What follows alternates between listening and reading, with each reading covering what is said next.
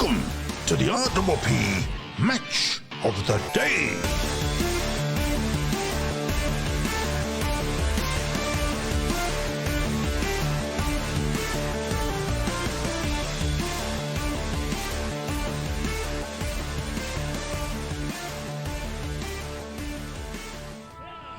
And good afternoon, everybody, and welcome to the RPPFM coverage of the Mornington Peninsula Football and Netball League season 2022. And we are at the rather cold and chilly and a little bit windy Pearcedale ground this afternoon for the clash between the top two on the ladder at the moment, Langwarrin and Pearcedale. It'll be a great game this afternoon. The reserve grades have just finished, and Langwarrin running out winners 12-9-81 to Pearcedale's 8-4-52.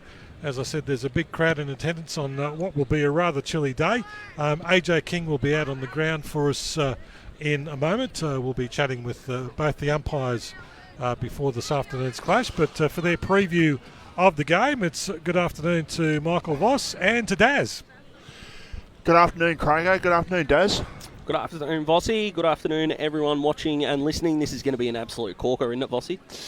Well, really hope so, because we've seen Langwarrin take care of Devon Meadows in the top two game a couple of weeks ago. We've seen not the best standard of game, mind you, that was not helped by the weather against Somerville a few weeks ago.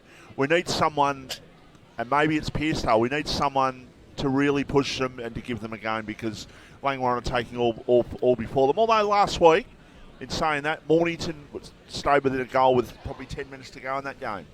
Yeah, Mornington were really, really close, and I think all Pearcedale need to do to give themselves a chance is to reply to every challenge that is delivered to them by Langwarrin. When you're the top team for so long, no matter what league you're in, all you need is a shake-up, and the deeper that Pearcedale can take this game, I think the closer they can get. I said it in the review show on Sunday that I was going to be the honorary Pearcedale supporter today, and fingers crossed that comes true.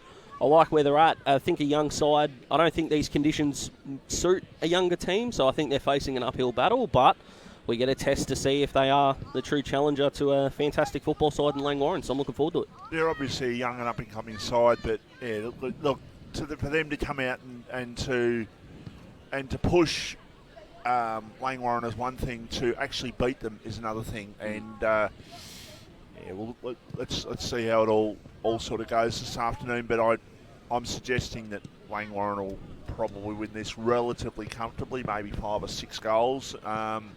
What do we say? Run them close. What, under 20 points? Would that be fair? I think if you're Pearcedale, you take that, but they are a team that are pretty proud. They've got the Bastanak pack, as we're calling it on Mpnfl, with Ryan, who flies down from Queensland weekly to play these games. If that's not 1,800 kilometres or something he does. It's an unbelievable commitment he's got to play with his, play under his father and play with his brother. Yeah, if that's not dedication, I'll go he. And of course, Jordan's in fine form as well. I don't know. I can't put it past anything but a feeling that Pearcedale are going to give Langwarrin a run for their money. Cruz West up forward's been really good form. Kicked 8 a couple of weeks ago. I think he kicked 3 on the weekend. So they're going to present some questions, and it's up to Langwarrin to respond. Do they? Probably, but like I said, there's a good crowd in, a lot of cars on the far side of the ground that are going to want a good game of footy, and I'm predicting we're getting one, and Pearcedale over the line just for me. If you actually had someone come down like Ryan Bastanak is, and he came down to play at Pearcedale, if Ryan Bastanak was just a normal recruit who'd never played at Pearcedale before, and he's travelling 1,800 kilometres, and people would sort of get there and go, well, what's his story? What's he doing? He's obviously coming down here for the money, or whatever the case may be. But the fact he's actually been here adds weight to the argument. He's coming down, he's playing with his father, playing with his brother. Okay, he might be getting a bit of coin as well, but forget that. It's the fact that he's trying to help the club get back up the ladder. They've had a really bad few years. They're trying to work their way up, and look, he's trying to help them do that, and which is fine. I respect that in actual fact. So look, there's no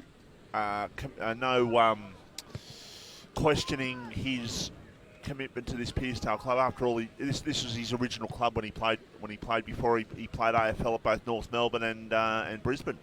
Yeah, I've been lucky to meet Ryan on a couple of occasions through a family member, and really nice guy as well. So it's a good homecoming story. It's one of those stories that might not get talked about all that much, and I'm glad we're doing so. But another story, Vossi, is what's being played for today, apart from the Premiership points, and that's the Bushman's Cup. Yeah, look, it's obviously tradition between these two sides, but when you consider the crowd that's here at the moment, it's a very, very big crowd. There was a big crowd here for the Somerville game a few weeks ago.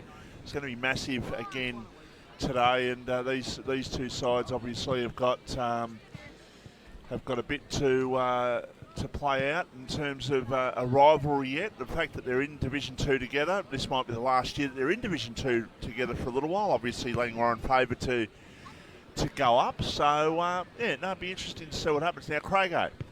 Yes. You got some scores for us now. Obviously, games have started all around the peninsula. Give us a rundown. Division 1, what's happening? Division 1, first up, Frankston Bombers currently lead Rosebud 9-56 to Rosebud 1-4-10. It's a 2-point game at Mount Eliza. Mount Eliza 2-3-15. The Pines 2-1-13. Dramana lead Bond Beach into the second quarter 3-9-27 to 3-4-22. It's a close game at Sorrento. Red Hill leading by 3 points, 3-9-27 to 3-6-24.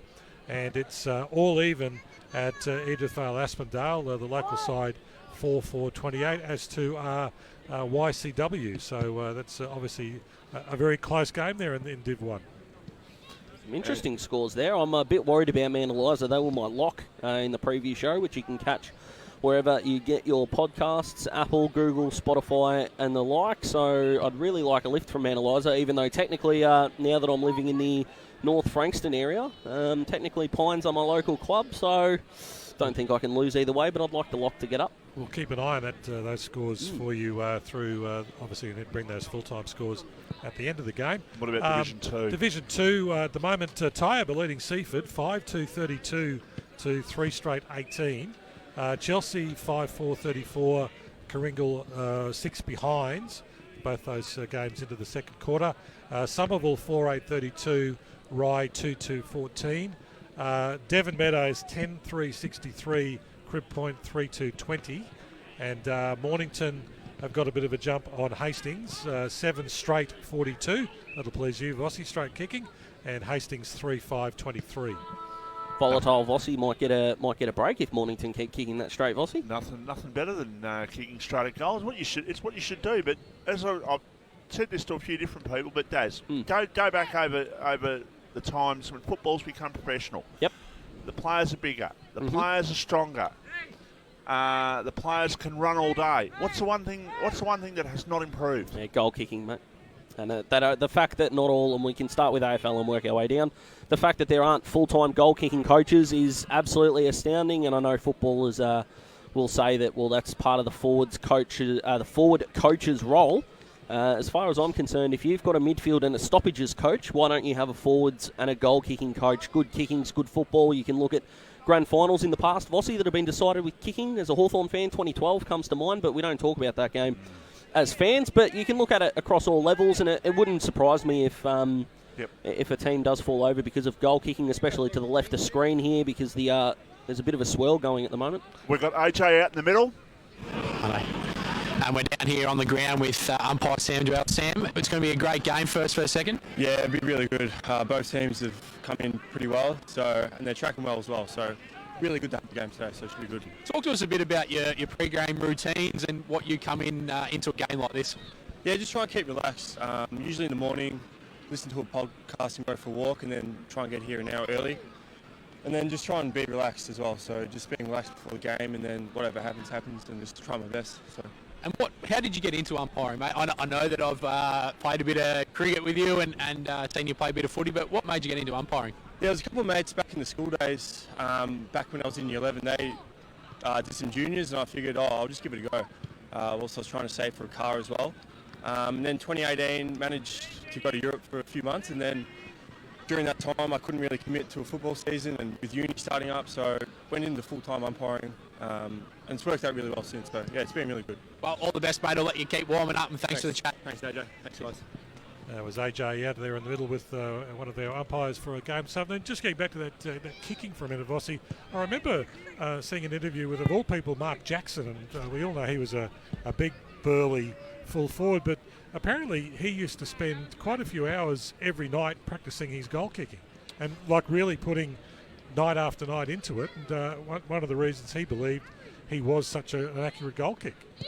Well, that practice makes perfect, as they say, but if you talk to players now, and players just don't do the goal kicking practice what they used to do, and apparently sports science is a reason why they don't do it, Daz. It's a real shame. It's a mind-boggling one. I'm not a sports science expert, as anyone that's listening to this that knows me personally can probably attest to, but like we're watching it now, both teams are out there, they're warming up. Quite a lot of footballs are going to the right-hand side of the goals, to the left of the screen or to the radio dial, depending on how you're listening.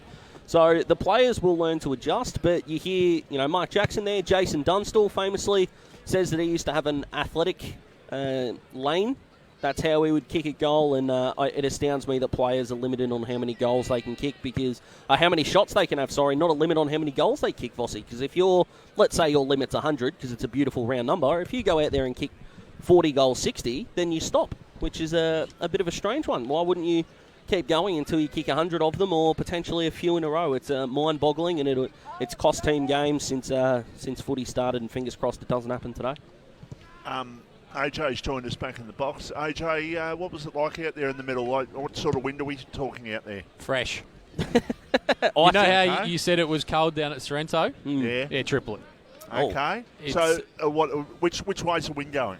It wasn't too much to one direction, I guess, feeling it, but Look at the crowd. Isn't it fantastic? it is great to see, and it's good that the Bushman's Cup's well and truly alive with first and second, boys. Yeah, it's icier than an ex-girlfriend's stare, mate. It's going to be absolutely fresh out there today, but it's going to bring the best footy out. If, Pearcedale coming in, we know they're the challenger, and if they're going to do so, they're going to have to fight the elements, and I don't think anyone's going to walk off this park not deserving a fantastic win, no matter who goes, of course, unless it's a draw, which would be fantastic for us, because the last game we had, boys, Chelsea-Somerville, was essentially over halfway through the third quarter.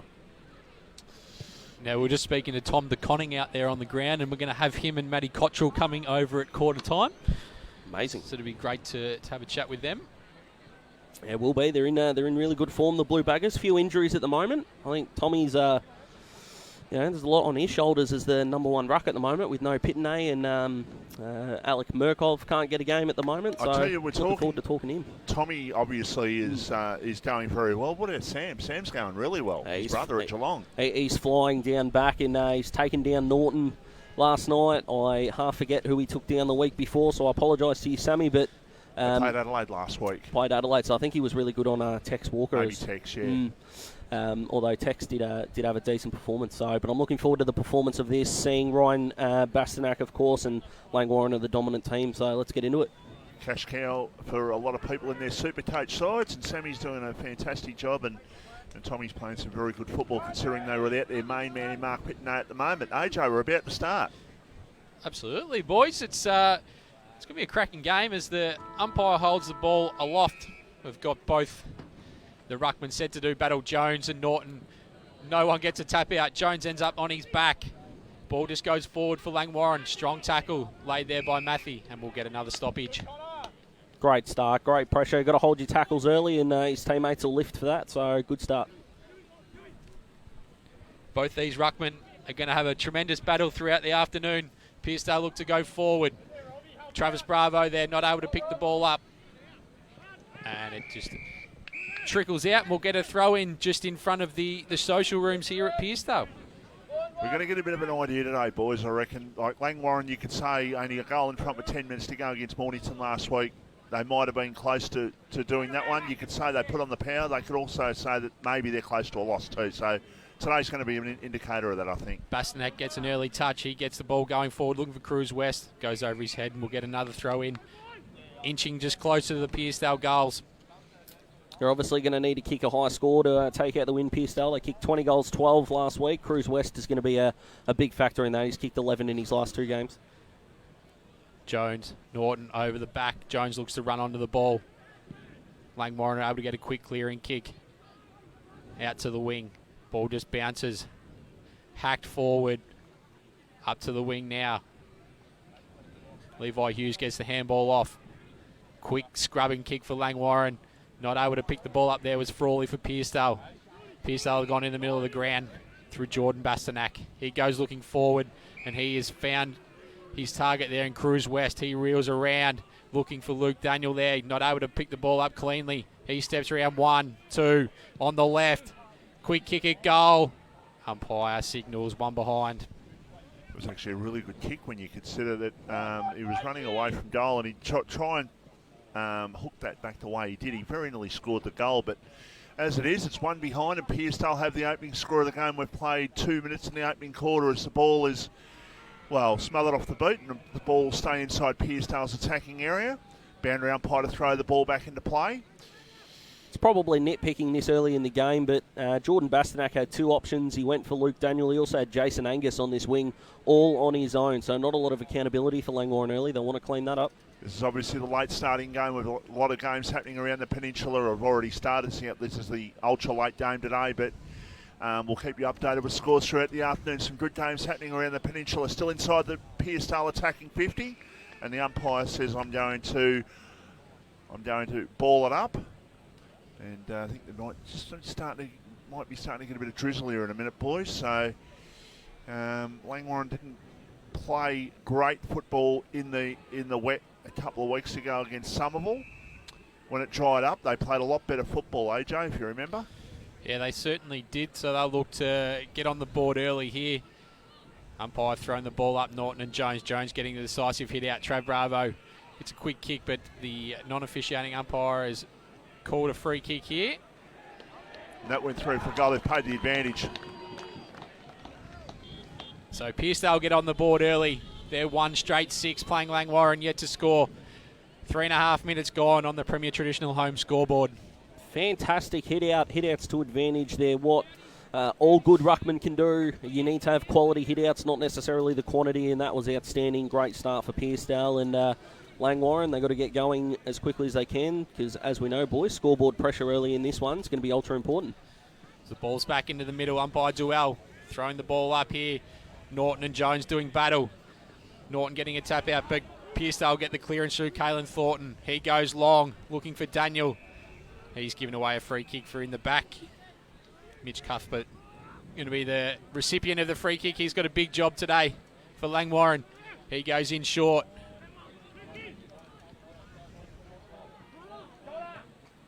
They're going to go back to that man who originally had the ball in Cuthbert.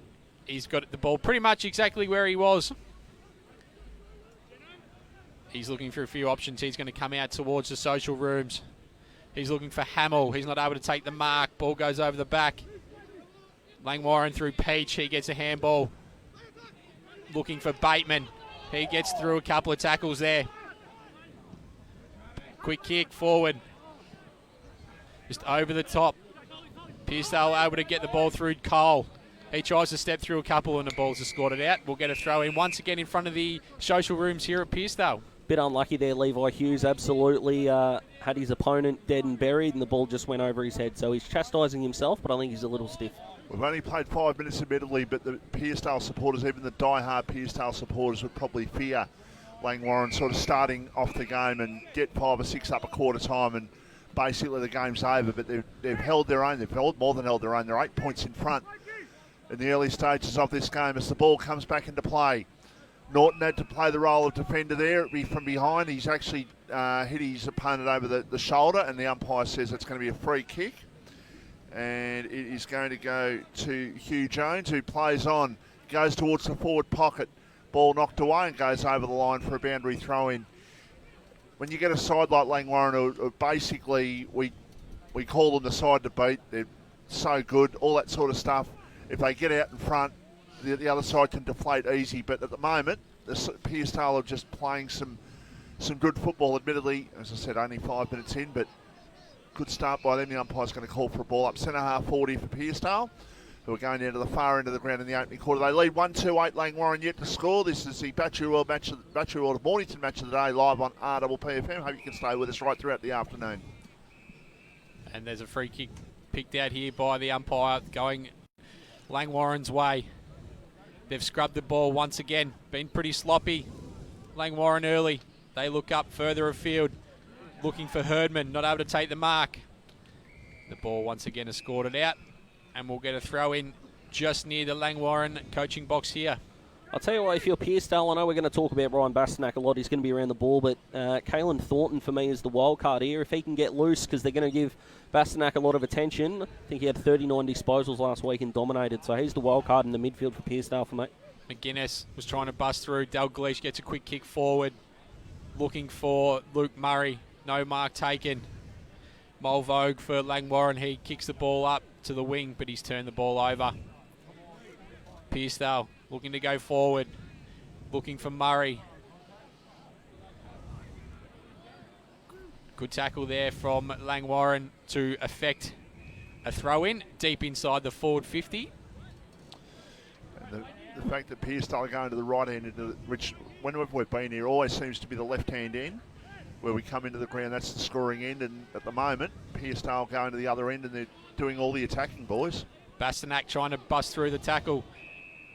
And he is called for holding the ball. They're hanging on by the skin of their teeth here, Langwarrin. If they can get one against the grain, they'll be up and running. They're going to go out wide. That kick's been a little bit disastrous for them in this first couple of minutes, but they're able to just rectify that. Cuthbert.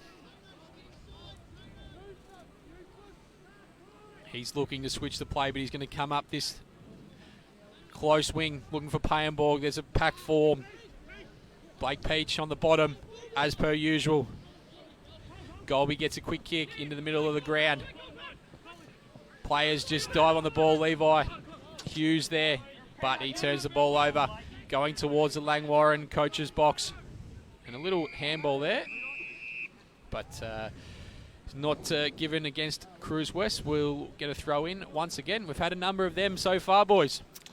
I hope Levi Hughes hasn't run over a black cat or something on the way to the ground. He's had the ball bounce away from him twice, a kick over the top of his head. He's getting into the right spot, so I imagine it'll come off for him very shortly. Ryan Bastanak went for a kick out of mid-air. He kicked it straight out of bounds on the full. So at half-back, Langwarrin to load up down the broadcast side. They go towards centre wing. Going up the back, Ben Will couldn't take the mark. Ball on the ground and taken over the line there by the Langwarrin defence. Oh, it's on here. Van Brummelen. You'd expect a few little push and shoves and howdy-doos today, considering the history between these two sides. As Langwarrin go up forward, Herdman was playing from behind. Ball dropped short of him, and the mark has been taken. And it's been taken there by Jack Frawley, who's got it. He goes in short. Oh, and that is a poor kick. That is an absolute shison kick. I don't know what Travis Brower was doing leading out that far.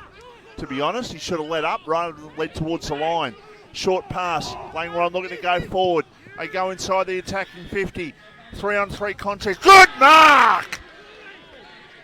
Fantastic mark there for Langwarrin, just dropping through on the side of the pack, and the mark has been taken by that man in by Sam Van Brummelen.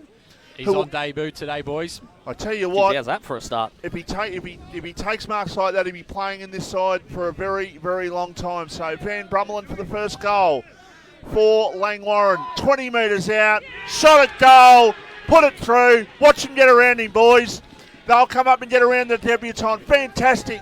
There's your mark of the day contender right there, AJ. 1 straight 6, Langwarrin. Pearcedale 1-2-8. We played 10 minutes. What a start. And if you're Pearcedale at the moment, you've got to wonder why all 3 defenders, there were 3 in that contest, were all playing behind the 2 front Langwarrin forwards. But, gee, sometimes you just got to tip your cap and say it was a great mark. Every single player, even from the defence, ran up to the young man. And first goal in footy, doesn't matter what league, is outstanding, and what a start. That was a fantastic grab. Jones and Norton going to do battle in the middle of the ground once again. Jones getting into Cypher's hit out down to Ryan Bastanak. He goes inside forward 50, looking for Luke Murray. He's not able to take the mark. Ball comes to ground. Blake Peach always at the bottom of the pack. He is there once again. Billy Rolfe looks like he's got the M&M hair going. Ball comes out, but has turned it over there. Figlaroni for Pearcedale. He's got the mark just outside forward 50. He goes in. High kick. Looking for a mark. None coming. Cruz West was in the vicinity. He's been fantastic. He gets a quick kick to the top of the goal square. He's going to bounce.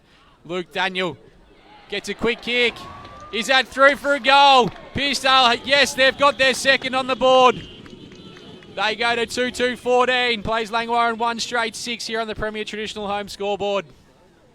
Not a lot of, I don't think the defensive coaches right now for both teams would be licking their lips and very happy. The conditions suggest it's going to be a bit of a slog, but both teams are finding it, I think, a little too easy once they get inside 50 to either lock it in or score, but that could make for a good game before the rain comes down, boys, because it looks like it's going to be coming down very, very shortly.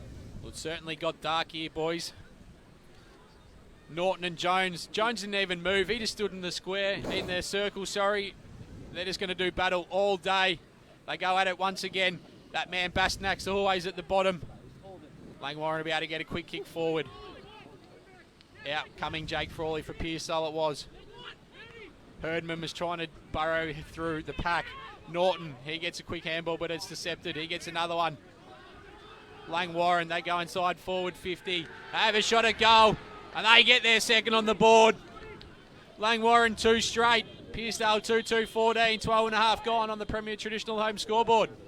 Well, it was just too easy, wasn't it, boys? The quick kick forward, the chaos kick as they call it, and for the Langwarrin centre half forward, I didn't quite see who it was, stayed back from the pack and an easy goal. Good kickings, good football, and it looks like it's going to be a little bit of a shootout until the rain comes, which will be fantastic. But this midfield battle's the interesting one for me, boys. Clearances are leading to scores. Knocked down by Jones, but Pearcedale in the centre of the ground. They look to go forward through Andrew Arthur. Now quick kick towards half forward. Loading up with a kick in towards attacking 50. There's no one behind him here, so the Pearcedale defence have got to hold their feet. They tap the ball towards the line and the ball will trickle over for a boundary throw in. Deja mentioned a shootout, but that's going to suit Langwarrin, I reckon. Yeah, I can understand where you're coming from, but I'll tell you what Langwarrin are doing. Their winger on the spare side of the ground is not coming up to the contest at all, and that is the second clearance that they've gotten from out the back. So if I'm Pearcedale, I'm keeping their lateral winger out as well. You've got to make the wingman accountable. 20 metres out from the Langwarrin goal. 2 points the margin halfway through the first quarter of this game where these two sides just do not like each other. Andrew Arthur's got it, gets a hand pass out. He found someone when he really didn't have a way of getting that ball out, but he did. They managed to not get the goal though, unfortunately for them. It's a point, 2-1-13, plays Pearcedale 2-2-14. We've played 14 minutes in the opening quarter. Frawley, he gets a quick kick outside forward 50. He's looking for a target there in, I think that was Riley Bradshaw, but none coming, and we'll get a throw in on the far wing here at Pearcedale Recreation Reserve. That was a very interesting kick-out strategy. They actually had 2 players spare on the broadcast side of the ground, and they've got a stoppage here. They've got to get the ball forward here, Pearcedale. They've lost the momentum. Ball thrown in. Jones, Norton getting the tap out this time. Jones has been on top early. Ball just bounces out. Langwarrin with the numbers through Bateman. They're going to go inside forward 50. But Jake Frawley gets a quick clearing kick for Pearcedale up to the broadcast side wing. Out in front of Bradshaw it is. He's doubly tackled there. And Langwarrin have won a free kick. Chad Mulvogue will be the recipient. I really don't mind that being paid holding the ball, although he didn't take possession. You could argue the prior was in the little tap-on that happened originally, so I like it. Out in the full. That is out in the full, I think. Pearcedale will get a little bit of a reprieve here. Maybe that wind is just pushing the ball out towards this side, boys, because that's 2 we've had. Pearcedale kick 1, Langwarrin have kicked 1 now out of bounds in the full, basically to that same spot. So loading up there and getting the ball down is Connor Benwell. It was down towards the attacking side of wing, but the mark has been taken. It's been taken by Billy Rolfe, who has a kick backwards, kick to half back, mark taken. They can switch play, and they do. Out towards between fullback and centre half back. Now they go down the non-broadcast side, trying to open up the zone here a little bit. Quick and short, mark taken. Centre wing right near where the scoreboard is here at Pearcedale. Big crowd in attendance this afternoon. It's not that bright here at the moment. We've got the lights happening, but it's very, very dark here at the Recreation Reserve. As a long kick comes towards centre half forward. No mark taken. Ball on the ground. Pearcedale has just got to try and clear this ball, and they will. Out towards the half back line. Mark taken by Ryan Bastanak, who's got it. He just stops and props and just steady things down. Now he's called to play on. He goes with a kick down towards the centre of the ground, and the mark has been taken there in defence, and Langwarrin will switch play. Not the greatest of kicks. It might let Pearcedale back in here as the rain starts to come down. It is coming down quite heavily at the moment, boys. In the last minute, it is starting to rain and getting heavier by the second.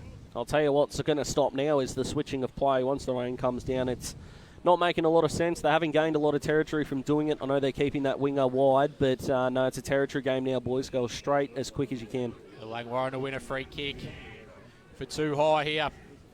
Going with the services of Churcher. He's got it on the defensive 50 for Langwarrin. He goes with another scrubby kick out a little bit wide. There's another one. They haven't been on with their kicking so far, Langwarrin. Blake Peach, he gets a handball up. Herdman, he goes looking for his teammate, but none coming. That was Dormer. He lays a tackle. Kennedy, he escorts the ball out. We'll get a throw in on the far wing. You mentioned the territory game, Daz. Basically, off the ground, any opportunity, just get that ball forward. It just doesn't matter how you do it, just get it forward, knock it forward, kick it forward, anyway. Yeah, couldn't agree more. I'm not sure why they're going sideways, especially when they're not hitting the target, Langwarrin, but if Pearcedale are getting numbers around the footy and can force the ball forward, they're going to create some headaches. So the boundary umpire to throw the ball back into play once again, about 60 metres out from the Langwarrin goal. Pearcedale 2-2-14, Langwarrin 2-1-13. We'll get some updates from Crago. I guess near on quarter time. We're probably 5 or 6 minutes off quarter time here in the match of the day. Boundary umpire to throw the ball back into play. It's knocked down by Norton towards attacking 50, and the ball goes out of play once again. So Pearcedale, I mentioned earlier, they haven't been blown out of the water. They've more than held their own. They're a point in front, and if they can hold a lead to quarter time, they'll be very happy with that, and hope that they can keep Langwarrin off the scoreboard up until quarter time. They don't want to concede another couple before quarter time. They want to try and hit the scoreboard themselves, but they're doing all right here at the moment as Langwarrin goes inside attacking 50 with a high kick. Hughes drops the mark. Ball on the ground. A high kick by Frawley out towards the half back line. Big jump. Back of players. Ball goes over the line for a boundary throw-in. So it's Pearcedale 2-2-14, Langwarrin 2-1-13. The premier traditional home score to the scoreboard. This is the Battery World of Mornington Match of the Day live on RDP. As we're going to get a throw in here. Jones getting decisive hit out. Caelan Thornton looking for a free kick, and it's coming. He's been very good early, boys. He Green definitely boots. has been. You got to be good in the green boots, don't you, Vossi? Oh, you really have to, I suppose, yeah. He's going to look inside that far side there, and it goes inside forward 50. Billy Rolfe doing the groundwork for Langwarrin. Hamill, he gets a clearing kick, but Jaden Cole gets a little fist in front, but Cuthbert for Langwarrin, he picks the ball up. It's a little bit scrappy here at the moment. Eklund for Pearcedale, he's at the bottom of the pack.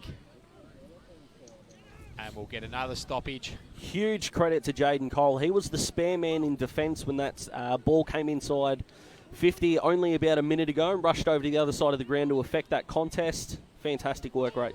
Blake Peach has gone inside and he's found his teammate there in Bateman. He's been the cleanest player on the ground by a mile, Blake Peach. Peach goes back looking with a handball and he goes out wide. He's found Mulvogue. He's also got Billy Rolfe there. He's got a couple of numbers up a little bit further. Looking for Levi Hughes. Was also the player there with the goal kicker Van Brummelen. And Pearcedale are going to win a free kick here for Too High. Blake Eklund, the recipient. Speaking of brilliant, how good was Jason Angus in that contest? 3-on-1, brought the ball to ground. Although you might see it again very shortly. Poor turnover there. Ben Charles for Langwarrin. He takes the mark. He goes up looking for a player in his first game in Van Brum. And then he has been absolutely poleaxed here in front of us. Wow, they hit hard. Welcome to the seniors, young man. I tell you what, his eyes rolled, AJ. Oh, he's absolutely gone. Yeah, I think surely they have to look. Trav Bravo was just coming through and absolutely cleaned him up. Mitch Mathy goes inside forward 50 looking for Great Dormer, kick. and he's taken the mark, and he'll line up for Langwarrin's third goal. No shame in going off, buddy. You kicked your goal, you took a great mark, but just get off there and see if everything's unrattled in your brain, basically, at the moment, because I tell you what, he copped it big time. He's only had 3 moments right now. I don't think you could find 3 bigger and better moments to earn the respect of your teammates. Good mark, a good set shot, and then to take that contact. Well done, young man, and fingers crossed everything's okay. Josh Dormer to take the lead for the Langwarrin. It was a great kick by Matthew too, by the way. 25 metres out should be a goal. Is a goal. So Langwarrin a bit in the front. We're 22 and a half minutes in the opening quarter. It's Langwarrin 3-1-19, Pearcedale 2-2-14 now. Just to clarify it there, when Van Brummelen got hit, like, Bravo didn't do anything wrong. It's just a good, hard contest. Just happened. Yeah, absolutely. It's just in the marking contest. There's not much you can do with it. Van Brummelen was going back with a fly to the ball, and Bravo, just got him there. And unfortunately, it's probably curtains for the day for the young fella in his debut. Surely when your mates ask how you went, you just say kick the snag and go with that, I think. Took the mark of the day. Yeah, that's it. To be honest, I don't think you'll be able to remember that, boys. But Langwarrin are looking to get the clearance through Joel Bateman. He wheels around. He goes up to the half-forward line. Great tackle there from Jordan Bastanak of Pearcedale in the long sleeves today. Rain coming down here. Kennedy gets a ball forward. Levi Hughes just falling over for Langwarrin. And we're going to get a throw in deep inside the forward 50 for Langwarrin here. And they're looking, in the last five or so minutes, boys, they're looking like they're, I would have to say they're on top. Yeah, they've wrestled the momentum back for sure. The rain's coming down, and Pearcedale's defence is under the pump here. They've got to get this ball out. And they will. Bastanak, he just walks away from the stoppage. He gets a kick up great hands to the wing. Who found Cruz West. He goes inboard looking for McGuinness. He drops the mark. Sloppy handball. Oh, player there in Blake Pullen just fends off. Frawley overruns the ball. Good tackle from Pearcedale applied. Ball just spills out. Just looking to get the ball forward was Peach, but he was set upon. Same as that man, Blake Pullen will get a ball up just inside the centre square here. Going towards the Langwarrin end. It's tumbling down. Yeah, it's tumbling down now, and even in the wet, this lateral winger is becoming a problem for Pearcedale. Langwarrin are able to exit stoppages with ease on the far side of the ground. Norton laying a big tackle there against Ryan Bastanak. Luke Murray's gone into the ruck to give Jones a bit of a chop out. Norton has given away a free kick to Luke Murray for just throwing him out of the contest. I don't know ragdolling was a rule, but it wasn't very subtle. Luke Murray, he goes up. Looking for Cruz West, who's been fantastic this year for Pearcedale. He's averaging 4 contested marks a game. So the ball is just out in front of Mulvogue. And it's escorted out and we'll get a throw in. It's a rare thing to talk about here, boys, but Mitchell Matthew there did have a sling tackle, and instead of dropping his opponent to the ground after he got rid of it, he just held on that bit longer and just made sure that it was feet first of his opponent that hit the ground. So good act of sportsmanship in a game that's getting a bit feisty. As the ball's just bouncing around. Wet conditions here at Pearcedale Recreation Reserve. 25 minutes gone. Langwarrin 3-1-19, playing Pearcedale 2-2-14 on the Premier Traditional Home scoreboard. Do you think we'll have a bit of biff at quarter time, boys? There's been a couple of little spot fires. Do you think we get to the end of the break and they let it out and then go from there? It's got that feel about it. Andrew Arthur, he's at bottom of the pack. It looks like Pearcedale are going to win a free kick here. Trav Bravo, no, Caelan Thornton, the recipient. The wild card highlighted him earlier, saying that he's the kind of player that can take this game over with the attention that Ryan and Jordan Bastanak are going to get, and this would be a huge moment if he can kick this. Surely the quarter-time siren isn't far away. 26 minutes played in the opening quarter, and the young gun, that is Caelan Thornton, to put Pearcedale back in front. Now, this will be interesting to see how far he can kick this ball, considering the ball will be a bit greasy. looks With that confident. Heavy shower for 5 minutes. He does look confident. He's going back. He's having the shot. Oh, no. And that's come right off the outside of the foot, just barely sneaking in for a point. So Pearcedale up to 2-3-15. Langwarrin 3-1-19. Premier Traditional Home scoreboard. So Pearcedale started off all right. Langwarrin have found their feet in this game, and all of a sudden we got a 4-point ball game as the kick comes out towards the scoreboard side of the ground, off the pack. A hand pass over the top.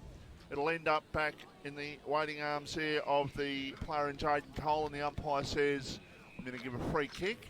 It's actually going to go to Langwarrin. I think the decision was too high, but it's a free kick to Langwarrin nevertheless. So a goal late on for them will be very important if they can score it, trying to get the ball down towards half forward. Was that a mark? No, says the umpire. Almost a mark in these conditions. You'd almost pay that, boys. Yeah, a bit stiff there, but they've been consistent with that. I think we had one on the broadcast side earlier as well. So consistency is all we want in this cape of boys, and they've done a good job. Goal here would be an absolute dagger against Pearcedale. Ball's thrown in. Player through Bateman getting a kick forward, looking for Dormer. Here was double team there. Thornton going through the pack, trying to get a handball to Norton. Bravo just pushes him off. Pack forms. Ball not coming out. We'll get another stoppage on that far wing, just in front of the scoreboard here. Once again, Langwarrin 3-1-19, Pearcedale 2-2-14, Premier Traditional Home scoreboard. Nearly 28 minutes gone in the first quarter. Langwarrin just getting a handball forward. Herdman coming out. Dormer looking to just get a quick kick forward.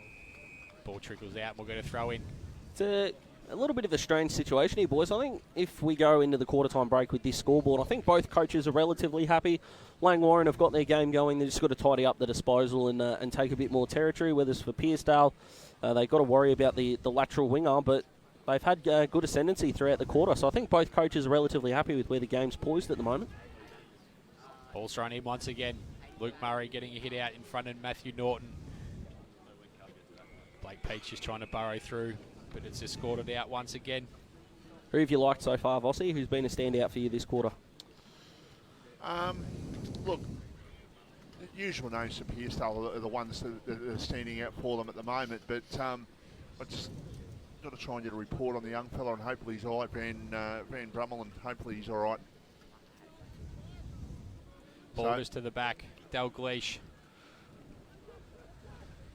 It's kept in real tight here. There's a bit of work going in off the ball between Trav Bravo and also the player there in Josh Bateman.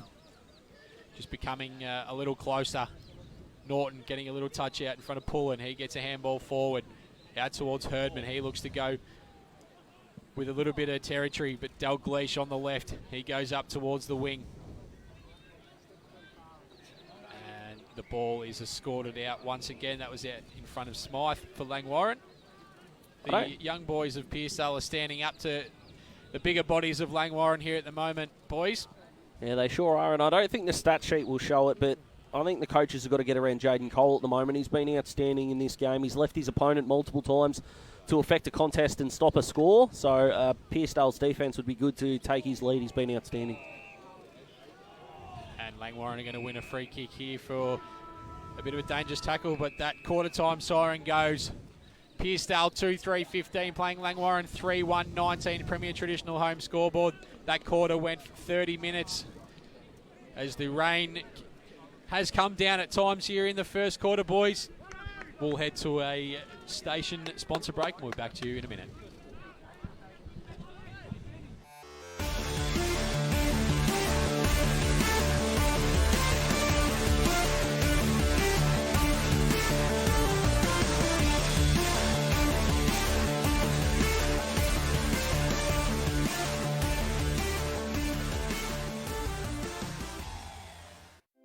Everyone knows Australia has 4 big banks, but the 5th biggest retail bank is snapping at their heels. It's a bank that's been around for over 160 years, can be found in over 500 locations nationwide, looks after over 1.8 million customers, and is regularly voted one of the most trusted brands out of all the thousands of brands in Australia. Who is this fantastic number 5? Yep, it's Bendigo Bank. The better big bank. More and more people with a taste for quality are shopping at Eliza Meats. Kevin and his lean team pride themselves on the finest cuts, from juicy steaks and roasts to high-grade mince and sausages. And Eliza Meats are the gourmet specialists. Inquire about Eliza Meats Spit Hire. Phone 9787 4473 for a mouth-watering meal fit for a king. It's all at Eliza Meats. See our sponsor Kevin at Eliza Meats, 112B Mount Eliza Way, a station sponsor. Need your property painted, but you don't want to just trust any painter with your asset? Give Wow Factor Painting Solutions a call. We're based on the Mornington Peninsula and specialise in high-quality painting solutions. We are proud members of the Master Painters Victoria and the Dulux Accredited Program. For a free quotation, visit wowfactorps.com.au or call 0475 448 285. Wow Factor Painting Solutions, a station sponsor.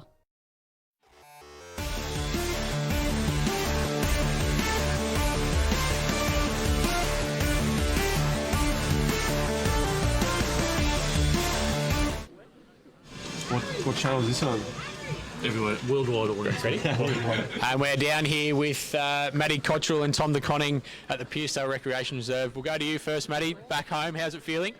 It's a good feeling. It was a good lunch we had, and it's good to see the boys again. And Bushman's Cup it's a great round, so hopefully we get up. Now, have you played in a few of these yourself? My first senior game, they weren't in the same league, but we played a practice match against them, so bit of beef, bit of rivalry with them, so it's all good. Now, what's it like getting back to your home club, obviously in the AFL system now, but is it good to get down and see a lot of the people that you grew up with and also that supported you? Yeah, absolutely. It's great to see all the boys. It's great to see how many junior boys are playing seniors from Pearcedale. Good to see Bastanak back as well, so very good. And you mentioned that with the amount of juniors coming through. I do remember when you played, about 16 or 17 years of age, and it's always been a thing for Pearcedale to blood young players. Yeah, absolutely. I was lucky enough to play a year in the seniors, and they really looked after me, so I reckon it got me ready to play against the bigger bodies. Now, Tom, I'm going to mention it again. It's not often that I have to look up to too many people, but it's happening again. A fantastic year for you so far, but your family's all the rage at the moment, aren't they? Yeah, absolutely. It's good to see young Sammy getting a good run and down at the Cats, and he's been working hard for the last few years, so he's been playing a bit of forward and in the ruck a little bit, but obviously his natural position's down back, and he's had a really consistent year and played well again last night.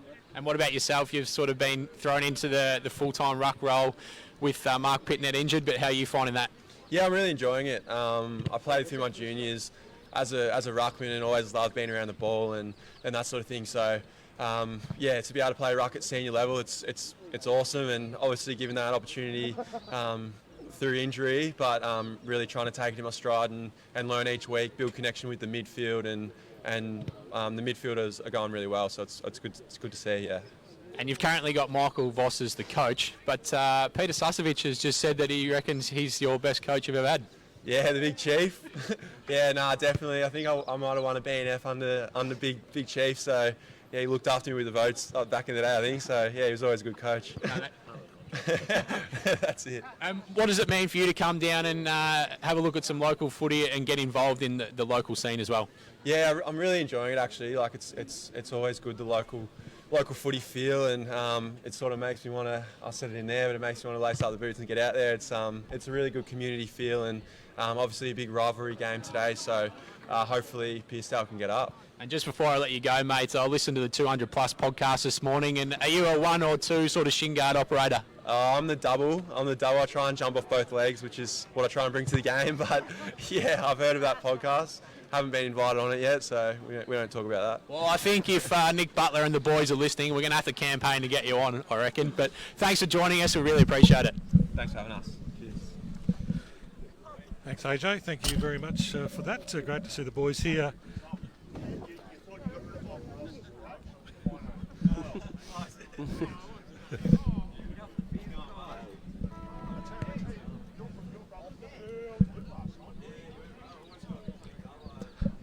While Vossi's in the background having a bit of a chat there, we'll quickly do the scores for you just on the, and these are close to half-time scores from DIV2. Seaford 10-4-64, leading tie up 8-4-52. Chelsea 9-6-60 over Coringal 8 straight 8. Somerville 5-11-41. Rye 4-5-29.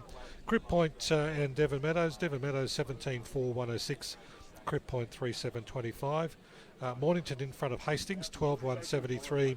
Hastings 4-6-30. And of course quarter time here. Langwarrin 3-1-19 and Pearcedale 2-3-15. Quickly in the DIV2 scores for you. Bond Beach leading Dramana 8-6-54, 4-10-34. Sorrento in front of Red Hill 5-10-40, Red Hill 3-8-26. Frankston YCW 6-6-42, Eddie Asp 4-7-31. And the other game, Mount Eliza and Pines 7-8-50, Mount Eliza 4-5-29. And Frankston Bombers 11-6-72 to Rosebuds 2-6-18. And just quickly in the AFL, that game into the third quarter, time on, and it's the Crows 10-9-69, West Coast 4-5-29 as we go back to the boys. It was great to interview both Tom DeConning and Matty Cottrell. The latter, obviously, Pearcedale Junior. Looks like Archie McGuinness has got the job on Zach Andrew Arthur. He's wearing him like a glove here, but the ruck battle's been fantastic between Jones and Norton. Goals are going to be like nuggets now, boys. As the ball's thrown up to start the second quarter. Thornton starting off. Bastanak once again steps through the traffic. He gets a quick tumbler forward, looking for Cruz West.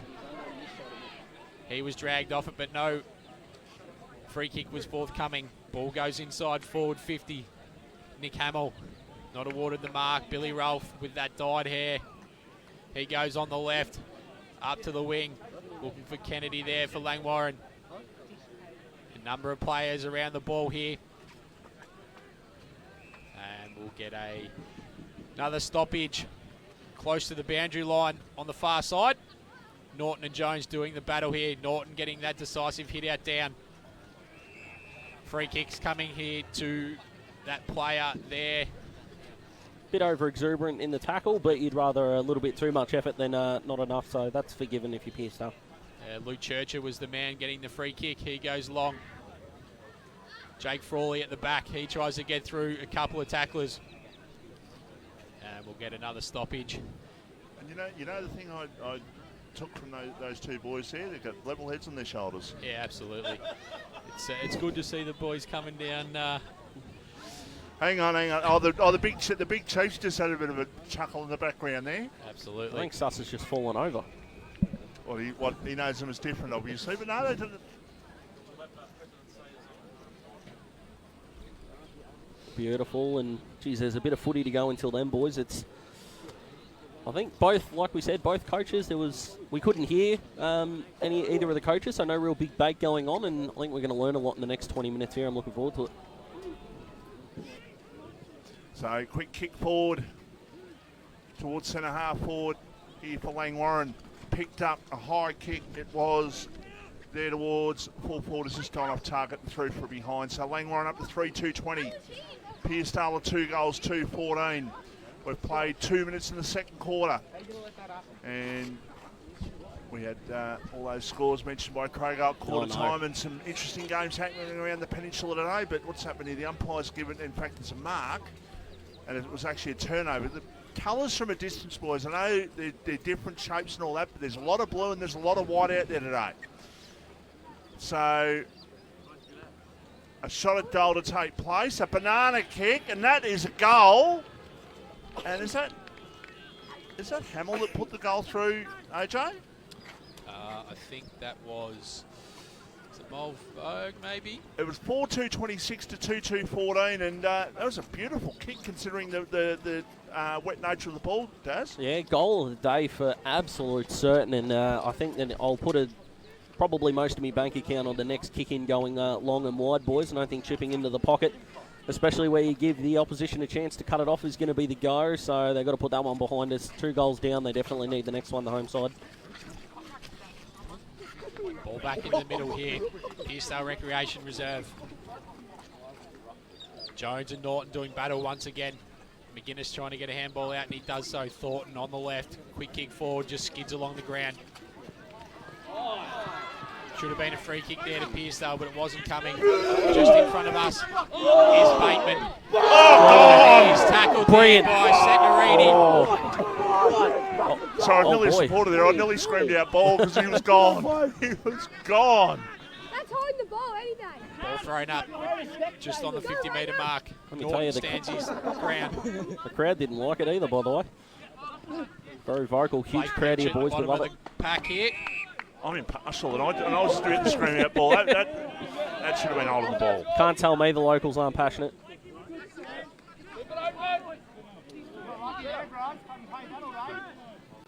So Pearcedale looking to lay it up. With a high kick by Centenary, it was towards full forward. Off the pack, good tackle, sling tackle, but got him to ground. There for Langwarrin was the player there in Blake Pullen. And 40 metres out from the Pearcedale goal, the umpire says, I'm going to ball it up. Norton and Jones in the ruck. Ball comes out into open spaces. Pearcedale looking to try and answer that goal from Langwarrin in the early stages of this quarter. Good tackle applied. The pressure's still on in the forward pocket. There's a quick snap that's going to be marked at the top of the goal square. And it's marked there by Callum Gaze, who goes the kick out towards. The numbers are with Pearcedale on centre wing if they can get through to the contest there. And the ball is actually over the line. Herdman did well to actually outnumber his two opponents there and get the ball to the line and force a stoppage. Just got word, boys. Sam Van Brummelen, the poor man that got a huge collision out here, gone for the day, won't be coming back on. That's the word from Langwarrin, so we wish him all the best. Ball thrown in, Norton getting a quick fist forward. Mulvogue, the player there, he doubles back in. That player at the bottom of the pack was absolutely set on there. Was Josh Dormer. Jones, Norton. Ball hits the ground first. Jones with a handball. Tries to get the ball moving forward. There's a free kick here. Looks like off the ball hit. Bit of biff. It's about the third spot fire for the day, I should say, boys. Pearcedale players aren't intimidated by Big Red out there. They're going up to him and basically Red will let him for tea, but Bastonak's gone off. I think he's been reported, boys. So Bastonak off of the blood rule, Daz? Yeah, interesting. That'll be one for the judiciary during the week. So Pearcedale looking to load up.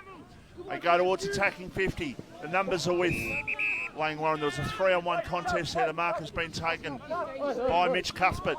He goes, switches play back towards true fullback.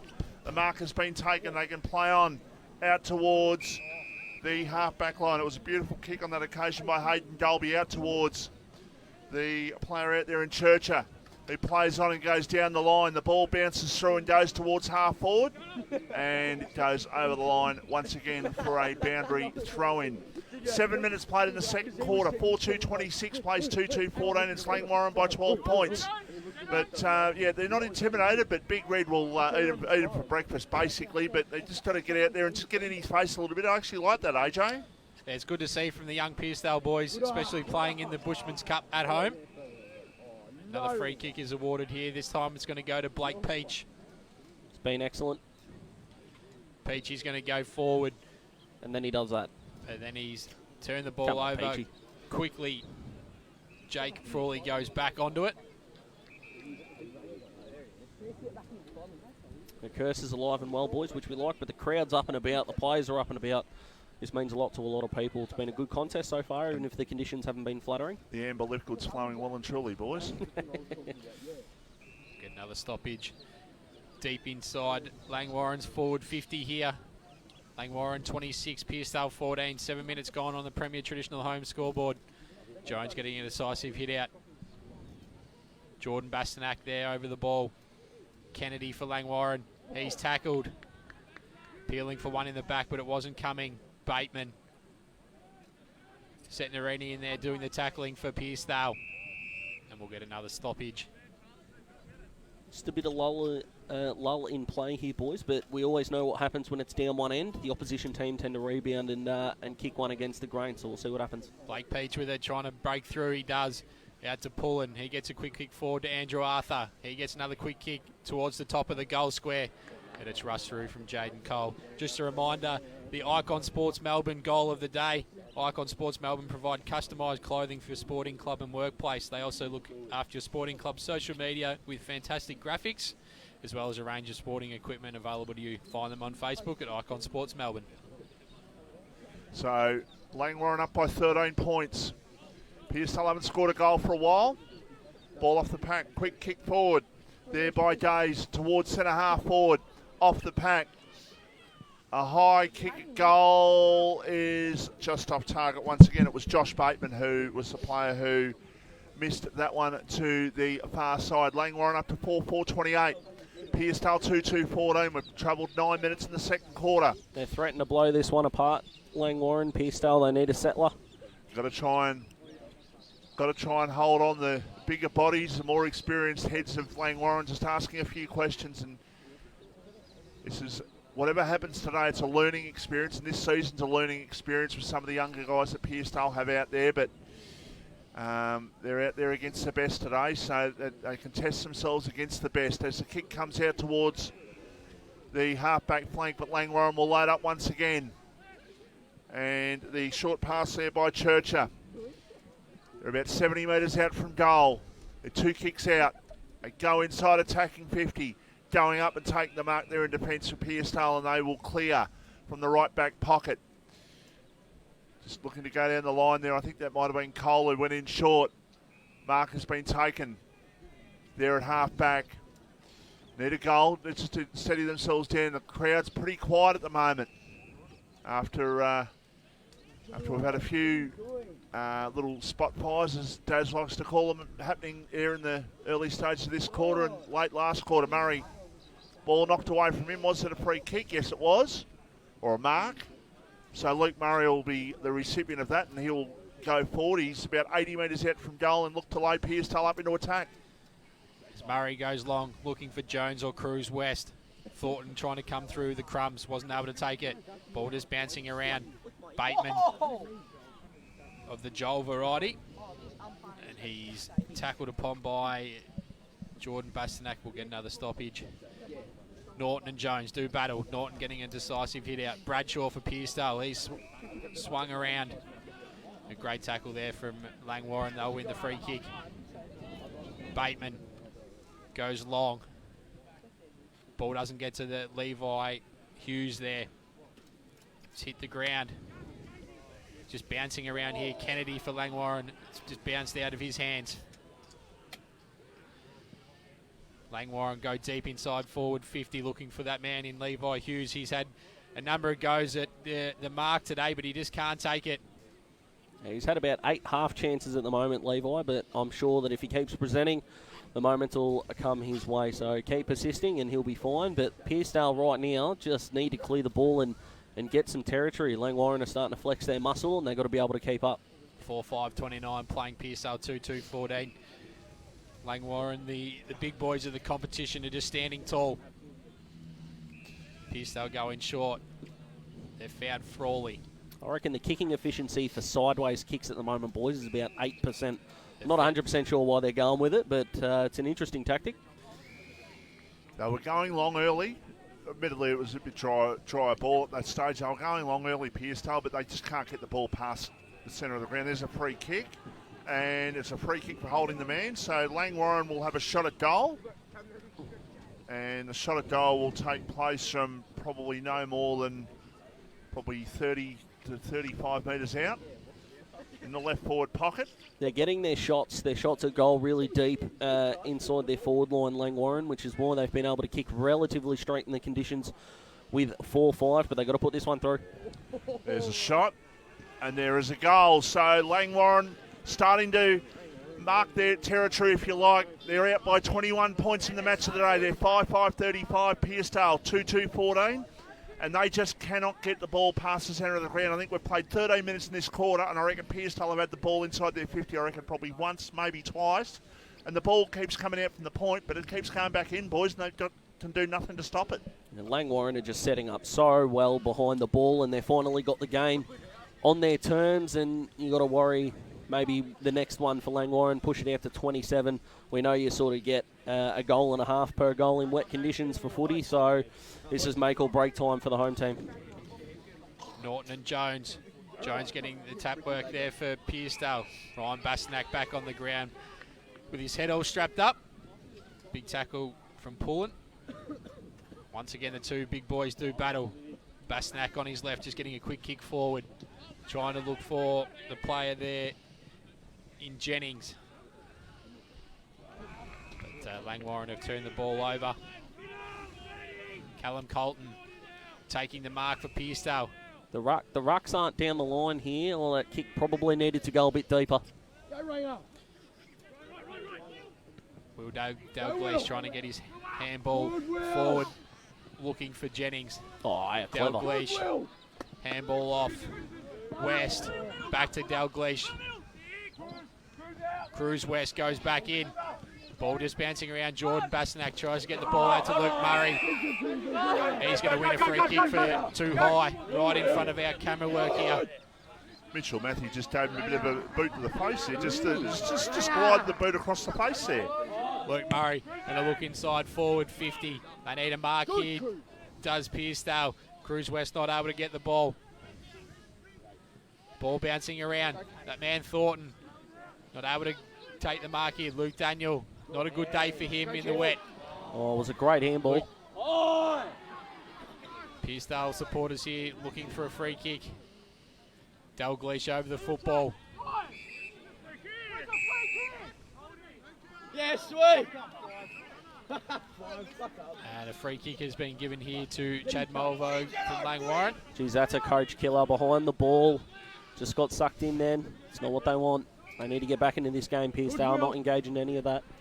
15 minutes in the second quarter. It's Langwarrin in control. They've scored the only 2 goals in this second quarter. It seems as though it's more of a, it's more than a 2-goal quarter in general play, but it's only scored the 2-0 in this quarter, and Pearcedale haven't actually scored. As Cuthbert with the ball, a high kick by Mitch Cuthbert out towards the centre wing. The ball comes to the back and goes over. It beats Josh Dormer and also Callum Carlton over the line for a boundary throw-in. So mark that one down as Luke Jennings owes Pearcedale one, boys. He's just come off the ground, but I'm sure later on in the contest he'll have a chance to make up for that mistake. Boundary umpire throws it back into play. Norton and Jones. Norton beat Jones in the ruck on that occasion. Picked up by Bastanak. He's got the bandage around the head, so there was a little bit of blood that he obviously had to fix up, but he's certainly well bandaged up now. Quick kick forward. That's a good mark. Taken there at half forward, and it's been taken by Riley Bradshaw. They play on here Pearcedale, but they turn it over, and Langwarrin will win out once again. They go in with the ball back now on centre wing, and the umpire says, well, it should have been holding the ball. Oh, another biff, boys. That's 4 now. Billy Rolfe, in my mind, AJ, took on the tackle and probably should have been paid against him. Oi! Get the game done, that's all you got to do. Absolutely. I That's a tell you huge what, hit from they're Chad hitting hard at the Bravo. moment. He's done it again. He's throwing his big body around fairly. Josh Bateman's just become public enemy number 1 in this building. Ryan Bastanak will get the free kick here just outside forward 50 for Pearcedale. Have the shot, Ryan. Get the boy, get your team back into the game. He's looking in short for his brother in Jordan, and he's taking the mark about 40-odd metres out. Good man to give it off to. You're forgiven for passing it off to family, I think. Big kick this one, boys. Oh, he's passing it off too. Oh, that's poor defence from Langwarrin there. Zach Andrew Arthur has been good this afternoon, but a bit lazy there, and this is they've gone from a possible goal to a probable goal here, but geez, they need to put this one through. Luke Centenary will be the one having a shot, but for Langwarrin, who pride themselves on their defence and pride themselves in every aspect of their game, that was poor. Centenary has a shot, and need the goal, and he's put it through. So Pearcedale up to 3-2-20, Langwarrin a 5-5-35, and that was just a little bit of a lapse. Even the even the premiership favourites, AJ, can make those little breakdowns every now and then. Yeah, absolutely. It's poor from Langwarrin. I'm sure Josh Beard and Blake the Snake will pull the guys in at half-time and have a chat to them. But you see what they're trying to do. They're trying to assert their authority on the game and their bigger bodies, so they'll work through it. Luke Murray in the ruck now against Norton. Norton just goes with a big fist forward. Blake Peach has been fantastic for Langwarrin. He got a quick kick forward, and he's found the man there in Matty Payenborg. He's going to line up for goal, which would be Langwarrin's 6th. Almost 18 and a half minutes gone here on the Premier Traditional Home scoreboard. We're just allowed to walk the ball out of that stoppage there from Peach. I know he got some pressure late, but by then it was too late. They need to have a sweeper out the back of the stoppage there, boys, and not let the ball walk out. Payenborg, he goes with a quick kick. Sort of rushed that one. It misses to the near side. Let's go to Crago with some scores from around the ground. In the Div1, Frankston Bombers 96, Rosebud 31, Pines 50, Mount Eliza 36. Oh, come on. Bonbeach 60, Dramana 43, Sorrento 59, Red Hill 32, Frankston YCW 75, Eddie 37, and in Div2, Somerville 64, Rye 54. Devon Meadows have hit the 100 mark, 136, Crib Point 49. Chelsea 67, Coringal 28, Seaford 78, Tyab 60, Mornington 80, Hastings 47, and of course here scores 36-20. Really good game happening at Seaford, isn't it? Yep. Tell you what, Mount Eliza are on notice. Zach Andrew Arthur, he takes the intercept mark for Langwarrin. after that. He's going to look long, looking for a target, but it's a 3-on-1 for Pearcedale. They're not able to take the mark. Ball just hits the ground. Big tackle applied there. Ball just comes back into the pack. And we'll get another ball up here on the far side. Nearly 20 minutes gone in the second quarter. Langwarrin 5-6, Pearcedale 3-2, Premier Traditional Home scoreboard. Umpire throws the ball up. Murray and Norton not able to do the ruck work, but they'll get another chance. Is it just me, or is the crowd getting bigger on this broadcast side? The locals are out here. They're passionate. They're yelling. They're screaming. Local footy, it's the best. That kick isn't, but local footy is outstanding. Looks towards the line and goes over. 16 points as a margin. Probably our president's probably the one to answer this, but Mornington win today. They're well in front of Hastings at the moment. They'll be 3-6. Can Mornington make the 5? No. No? Not even with a... That was extremely dismissive. Well, they're the closest side that's beaten Langwarrin, so it's a clear no for you? No. Okay. Chelsea will win again today, and Seaford will as well. So they're, I think, that's Seaford 6 on the bounce, so they're 6 wins. So that's 3 games ahead if you're saying that Mornington are moving to 3 wins. I haven't seen a dismissal that quickly since the last time I was on Tinder. That was incredible. Just a blatant no. The last 3 weeks, Mornington have been a lot better. Mind you, they should be too. Yeah, they've been a lot better, but I just don't think that their start's going to allow them to make the finals now, Vossi. That's fair enough. They've probably let a few of those early losses determine which way they're going to go. I think Suss is leaning the same way as you at the moment, but mind you, they've kicked well. The 13, I think you said 13-2, Craig. They've kicked some unbelievable score today. That's unbelievable. Here at Pearcedale, it's a 17-point margin in favour of Langwarrin. Langwarrin wasting a few opportunities before half-time. Can they get one back here? Pearcedale just before half-time. The ball goes over the line for a boundary throw-in. 5-7-37 plays 3-2-20. Premier Traditional Home scoreboard. If you're Pearcedale in this moment, do you want to keep the scoreboard the same, or do you risk giving away one to try and kick one? Oh, I think you've got to try and maybe roll the dice and trying to get one. You just got to hope that your defence it holds up firm. Langwarrin have got to try and push themselves to try and maybe get one here. Herdman was tackled. And there's actually a free kick. It's actually in the back, and it's going to go here to the player there in Vigliaroni, who gets the free kick, and they can play on here Pearcedale.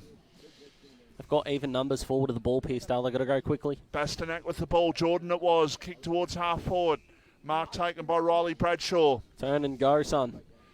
So, can they get one more before half time? There's a short pass. The mark has been taken by Setneri, one of their goal kickers this afternoon. Kicking towards the forward pocket. Daniel at the back. He was pushed in the back. There is a push in the back there, and there is a free kick. And the free kick is going to go here to Pearcedale. It'll go to Cruise West. Been a bit quiet today. He has. I'll tell you what, this can certainly insert him into the game if he kicks this, but that is a tough kick from where he is. He's up against the right, or up in the right forward pocket, right next to the boundary. Inside left goal post. Has the shot. He misses. No, never looked on target. Bossy, getting back to your point there, with Mornington before today, they were 2-8. They were 2 wins. 6? 2 and 6. But that you see, Chelsea were 5 wins, Seaford 5 wins, and Chelsea were 6th. So that means there's still going to be 3 games behind them. Yeah, no, it's a long road. It's a long road back, admittedly. But I just thought we'll just pose a question. I don't mind the fact that you're posing these questions. It's good. They're on here, Langwarrin. Kick towards centre half 40 for Langwarrin. They will look to try and get one here if they can before half time. Really stamp their authority on this game if they can get one. That's Andrew Arthur, a quick kick towards full forward. That's a mark in front. They are going to get a goal here because that's a mark right at the top of the goal square. Yeah, that's disappointing if you're Pearcedale. Cruise West had a chance to bring the game back to an 11-point margin, and they're probably going to go into half-time 22 points down. Levi Hughes has the shot. Oh, he missed. Oh, no. Oh, wow. What kind of a half is this man having? He has had an absolute mare today. He finally took a good mark, and he's at the top of the goal square, and he missed. He broke his bathroom mirror, walked under a ladder, hit a cat. What's this man done this morning? Fair to say with my bodgy foot at the moment, fair to say I'd put that one through. I didn't get to see it, Vossi. I was having a look at the president shaking his head furiously at Lockie in his comeback game, who's now dislocated his finger. Oh, lovely. At half-time, the siren has just gone. That would have been a good goal for Langwarrin to get, but they've still got a good lead at half-time. A 17-point margin in the match of the day, 5-8-38. Pearcedale 3 goals, 3-21. That's on the Premier Traditional Home scoreboard. We'll take a break and we'll come back and talk more about it. You're listening and watching RPP.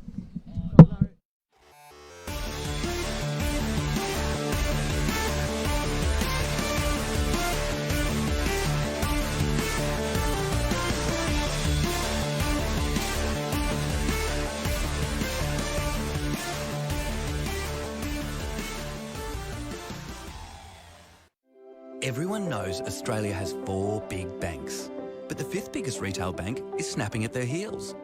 It's a bank that's been around for over 160 years, can be found in over 500 locations nationwide, looks after over 1.8 million customers, and is regularly voted one of the most trusted brands out of all the thousands of brands in Australia. Who is this fantastic number 5? Yep, it's Bendigo Bank. The better big bank.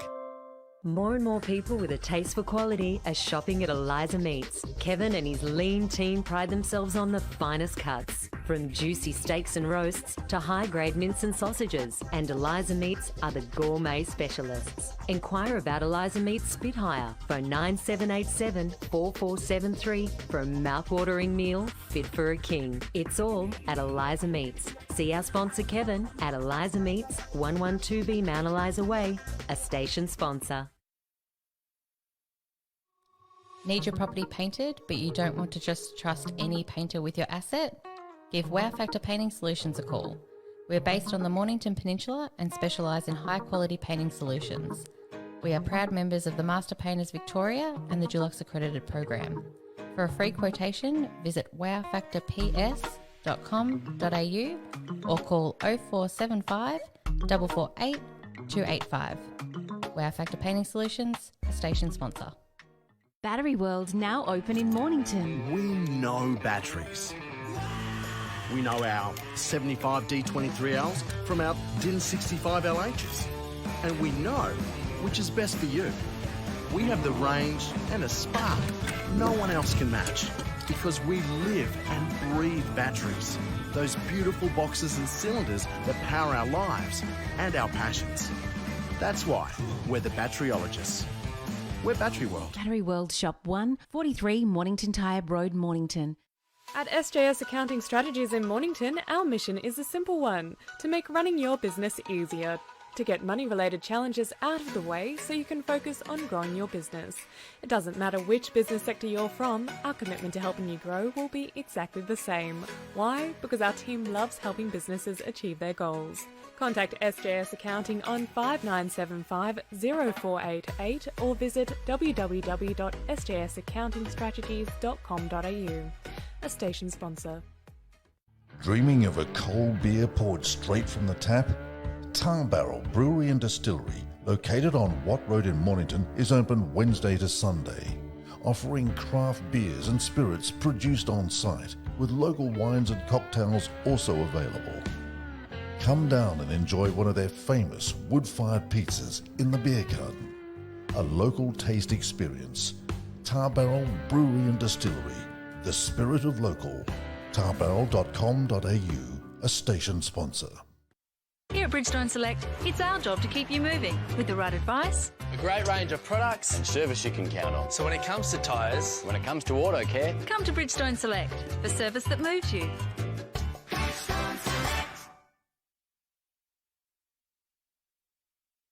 Jones Lapino Real Estate, located on Wilson's Road, are Mornington Peninsula's boutique real estate professionals, offering premium service in sales, auctions, investment property management and holiday leasing across the Mornington Peninsula. Contact Jones Lapino for the very best in client experience on 5975 5593 or visit joneslapino.com.au, a station sponsor. Established in 1988, Progress Signs has been servicing the local community for 30 years. Located on the Mornington Peninsula, they are the #1 destination for all your signage needs, specialising in a variety of signage from vehicles to shop fronts, occasional and corporate events, short-term, long-term and everything in between. If it's signs you need, be it large or small, Progress Signs is the place to call. Available 24/7 at progress-signs.com.au or call the team on 5975 9188. Thinking signs? Think Progress Signs, a station sponsor.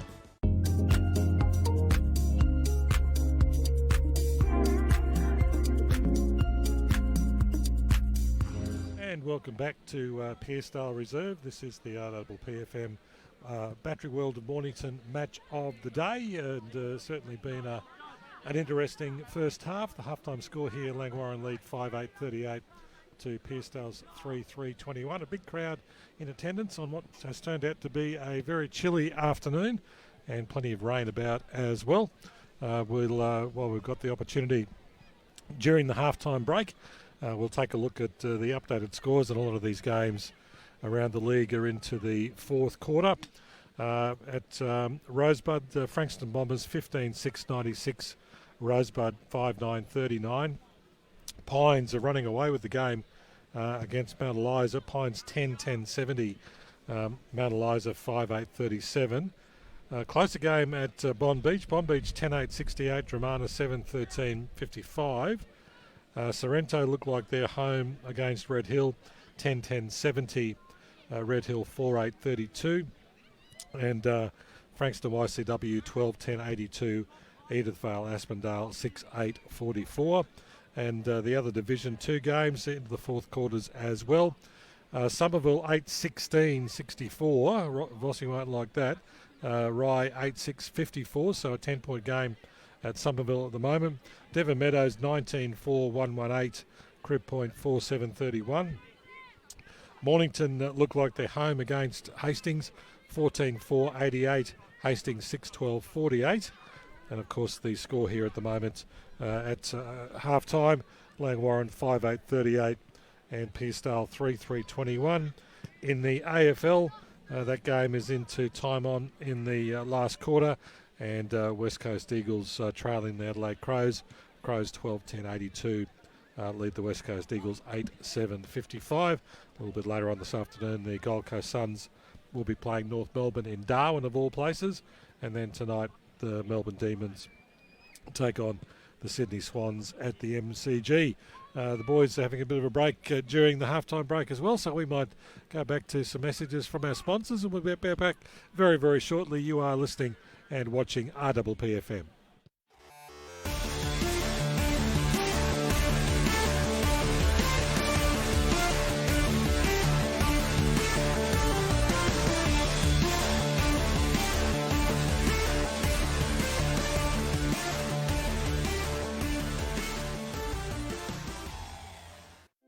Everyone knows Australia has 4 big banks, but the 5th biggest retail bank is snapping at their heels. It's a bank that's been around for over 160 years, can be found in over 500 locations nationwide, looks after over 1.8 million customers, and is regularly voted one of the most trusted brands out of all the thousands of brands in Australia. Who is this fantastic number 5? Yep, it's Bendigo Bank. The better big bank. More and more people with a taste for quality are shopping at Eliza Meats. Kevin and his lean team pride themselves on the finest cuts, from juicy steaks and roasts to high-grade mince and sausages. And Eliza Meats are the gourmet specialists. Inquire about Eliza Meats Spit Hire. Phone 9787 4473 for a mouth-watering meal fit for a king. It's all at Eliza Meats. See our sponsor Kevin at Eliza Meats, 112B Mount Eliza Way, a station sponsor. Need your property painted, but you don't want to just trust any painter with your asset? Give Wow Factor Painting Solutions a call. We're based on the Mornington Peninsula and specialise in high-quality painting solutions. We are proud members of the Master Painters Victoria and the Dulux Accredited Program. For a free quotation, visit wowfactorps.com.au or call 0475 448 285. Wow Factor Painting Solutions, a station sponsor. Battery World now open in Mornington. We know batteries. We know our 75 D23Ls from our DIN 65 LHs. And we know which is best for you. We have the range and a spark no one else can match, because we live and breathe batteries. Those beautiful boxes and cylinders that power our lives and our passions. That's why we're the batteryologists. We're Battery World. Battery World Shop 1, 43 Mornington Tyre Road, Mornington. At SJS Accounting Strategies in Mornington, our mission is a simple one: to make running your business easier. To get money-related challenges out of the way so you can focus on growing your business. It doesn't matter which business sector you're from, our commitment to helping you grow will be exactly the same. Why? Because our team loves helping businesses achieve their goals. Contact SJS Accounting on 5975 0488 or visit www.sjsaccountingstrategies.com.au. A station sponsor. Dreaming of a cold beer poured straight from the tap? Tar Barrel Brewery and Distillery, located on Watt Road in Mornington, is open Wednesday to Sunday, offering craft beers and spirits produced on site, with local wines and cocktails also available. Come down and enjoy one of their famous wood-fired pizzas in the beer garden. A local taste experience. Tar Barrel Brewery and Distillery, the spirit of local. tarbarrel.com.au, a station sponsor. Here at Bridgestone Select, it's our job to keep you moving with the right advice, A great range of products and service you can count on. So when it comes to tyres, when it comes to auto care, come to Bridgestone Select for service that moves you.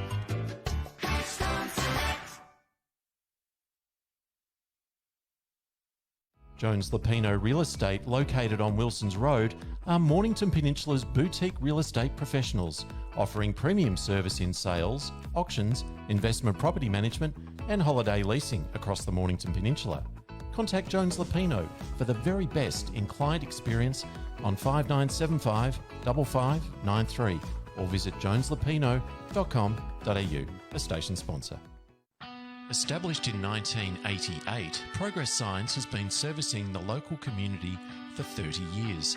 Located on the Mornington Peninsula, They are the #1 destination for all your signage needs, specialising in a variety of signage from vehicles to shop fronts, occasional and corporate events, short-term, long-term, and everything in between. If it's signs you need, be it large or small, Progress Signs is the place to call. Available 24/7 at progress-signs.com.au or call the team on 5975 9188. Thinking signs? Think Progress Signs, a station sponsor.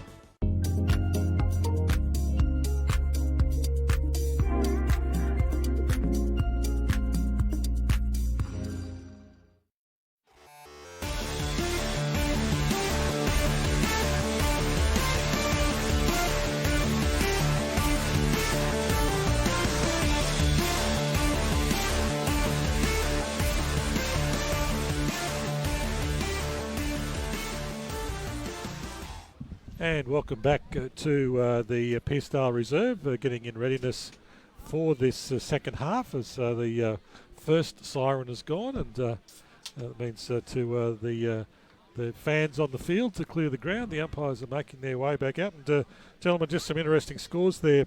A couple of close games that we are going to keep an eye on, very close to full time. One in particular, the Seaford Tyab game, with only 13 points in that one. And in the Division 1 competition, Pines have kicked away from Mount Eliza. It's a 12-point game, Bond Beach leading Dramana. And the other games are well and truly done and dusted. So we'll keep you up to date on those scores and bring them to you probably midway through this third quarter. And Mornington's in control of their game against Hastings, 17-7 to 7-13 in that one. But the second quarter, AJ, was all Langwarrin. They just couldn't put the score on the board. I think they kicked 2 goals, 6 in that quarter, including one that Levi Hughes would rather have back, missing one from probably 10 metres out at the most, directly in front. And you do look cold. Well, it's not the warmest, mate. I know. It's yeah, like. Well, I know what you're saying with that quarter, and it was all Langwarrin, and they just stood up, and that's what they did against Sunville. They just sort of flex their muscles when they need to, Vossi, and I think in the days like this, they probably don't play with as much, I guess, exuberance and things like that in the wet, but they're able to control the ball, and their bigger bodies are just standing up, and I guess they don't really have that traditional full forward, do they, Vossi? They've got more of the mid-sizes and the smaller guys, so they're not reliant on actually having that one person kick the goals, whereas with Pearcedale, you look at it with Cruz West, he's kicked 21 goals this year, and also Luke Daniel, he's kicked 20, so they both do the majority of the scoring for Pearcedale. Yeah, and Pearcedale just lost that ability to score there from probably halfway through the first quarter when they had their second goal on the board to half-time. They only scored 1 goal after that in the last quarter and a half, so they need to find an avenue to goal and find it quickly. They need to hit back. They need to get this crowd involved, Daz. We're probably 2 minutes or so of starting this third quarter, but they just need to get the crowd involved because the crowd's a little bit quiet. Langwarrin have taken them out of the game a little bit in that quarter and just need to try and get them back involved. Mic's on. There we go. Hopefully the people can hear me. Yeah, they absolutely do need to get this local crowd involved. They've been pretty passionate off the ball. There's been a few spot fires, seems to be the word of the day at the moment, but at the end of the day, the scoreboard's the only thing that matters, and they're currently behind. So if they get off to a strong start, it's absolutely game on. They're starting to loosen up, Vossi. I reckon that amber ale would just be flowing after the luncheon, and after half-time, I reckon they'll well and truly find their voice in the second half. I think they found it coming back through the people before, and it's not, bad behaviour or anything like that. It's people are up and about. It's a fantastic outing. I think Kathmandu, Puffer Jacket, the stock market would have risen on those. Oh boy, there's probably 2 on everyone at the moment, but geez, boys, first goal here, third quarter. I know it's a footy cliche, but sometimes you just got to state the obvious. First goal's huge. Tell you what, if there's a Kathmandu stall, I'll go and purchase one, that's for sure. Not a sponsor, but if they want to get on board, we'll happily have them on board. We're not too far off getting a start here in the third quarter. We've changed to the yellow footy. It's getting dark. Love to see a bit more night footy in this competition. Ball thrown up. Jones, Norton doing battle once again. Ryan Bastanak coming through the stoppage. He was tackled by Bateman. And we'll get another ball up to start. Bastanak's taken the bandage that was around his head. He actually looks like he's taken that off. Frawley and looks like Herdman just having a little bit of how do you do out there, boys. Ball up to Matthew. And it's still going in the middle of the ground. It is on between those two. Yeah, my word. And just on your point about night football, you got to pick and choose when it is. So the first month of the season, last month of the season. Like now, no. April, May, yes. Late July, last 3 weeks or so of the season, yes. Why wouldn't you do it now, though, Vossi? It's a winter sport. People will come out. You can sit in your car. What about a night final? Well, that is actually a reasonable suggestion. Just the night final would mean you've actually you should have reasonable weather, being August, September. I wouldn't mind that. Just pat myself on the back for that one, boys. I reckon you'll off to find a good that start. the clubs will be arguing against that very heavily. I think you're right, but in theory, it's a good idea. Yeah, in theory. I just think that when we talk about the night footy and we say we can't play it like in the middle of winter, like we're playing a winter sport. They play AFL at night during the winter. Why wouldn't you play it? They train in it, so I don't see why you wouldn't. But I do guess there would be supporters. I think it would be a great spectacle for the clubs to have something. But you've also got to have the ground's capability of having the right lights to do it. Oh, yeah, that's it's obviously things you've got to put in place. Absolutely. We can see Jordan Bastanak's won a free kick. Sean Herdman has just come out absolutely firing after half-time here, boys. He's been involved in a dust-up. He's given away a free kick here. Bastanak will go back and look for Pearcedale's fourth goal. Nearly 2.5 minutes gone on the Premier Traditional Home scoreboard in the third quarter.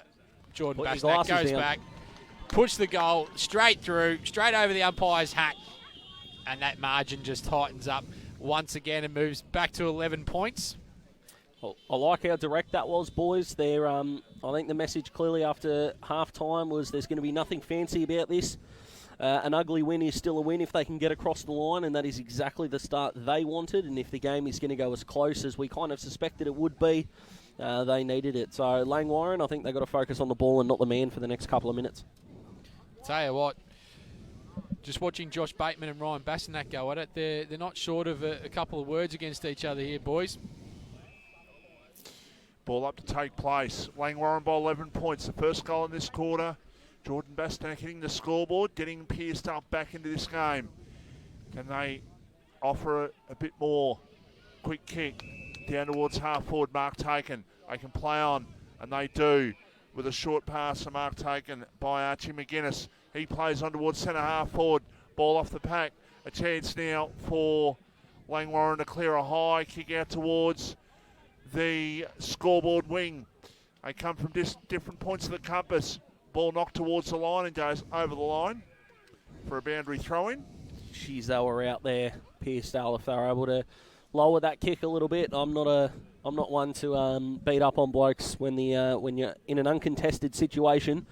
The ball should be lower than your forehead, so don't blame them there. But geez, they got to hit those targets to get back into this game. Norton gets the ball down for Langwarrin now. Quick kick towards the centre of the ground.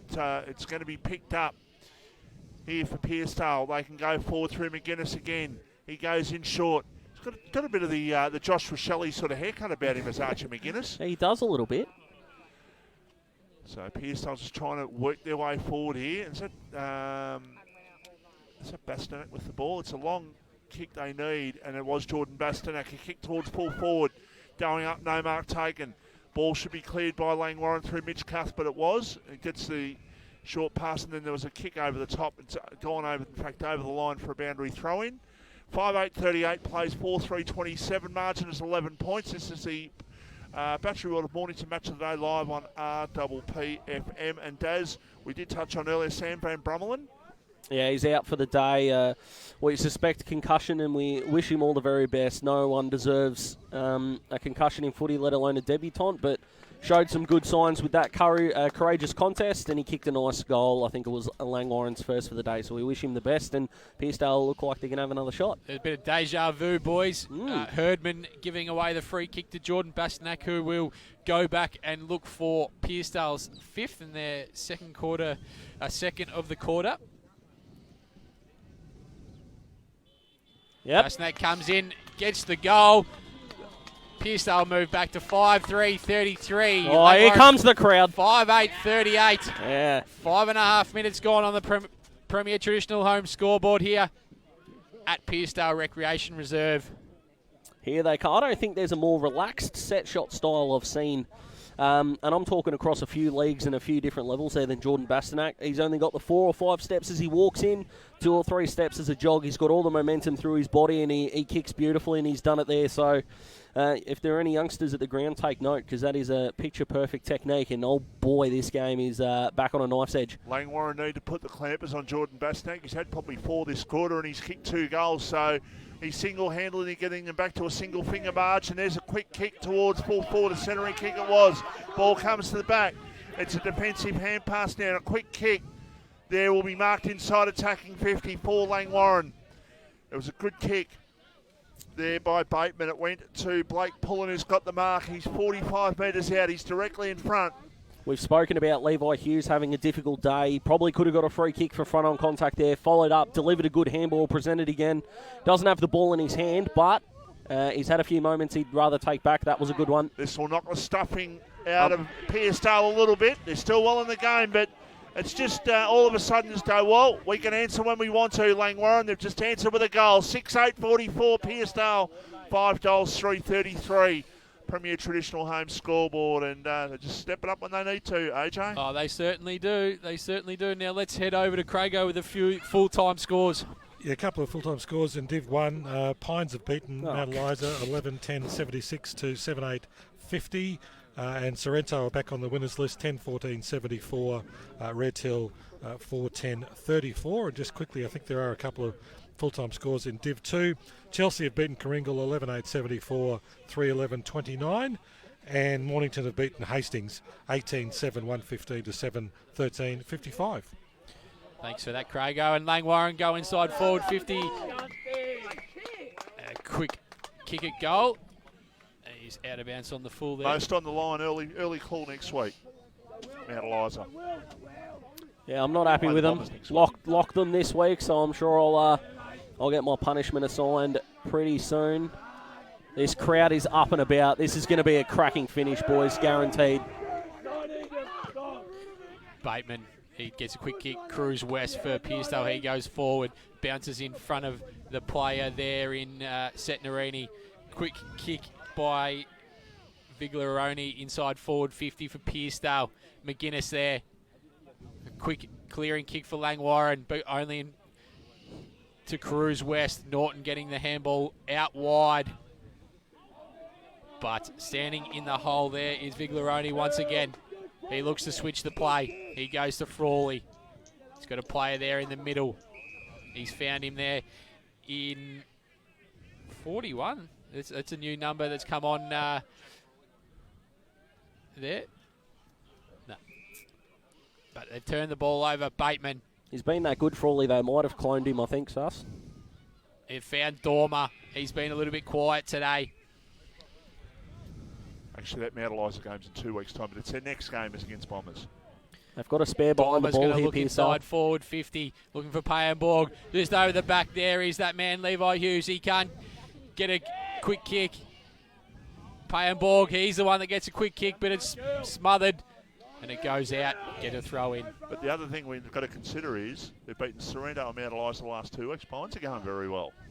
They're the local club. They're probably angry at me for locking against them, boys, so I'll take the responsibility for that. Ball thrown in deep inside Langwarrin's forward 50. They're looking to get another goal on the board.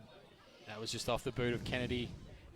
And it's rushed through by Pearcedale. Hold on, Connor Benwell just stayed on the goal line, could have got sucked into that contest and he would have let through a goal, but he made the disciplined play. But none of this chipping into the pockets, boys. This has got to be long and direct, and it will be.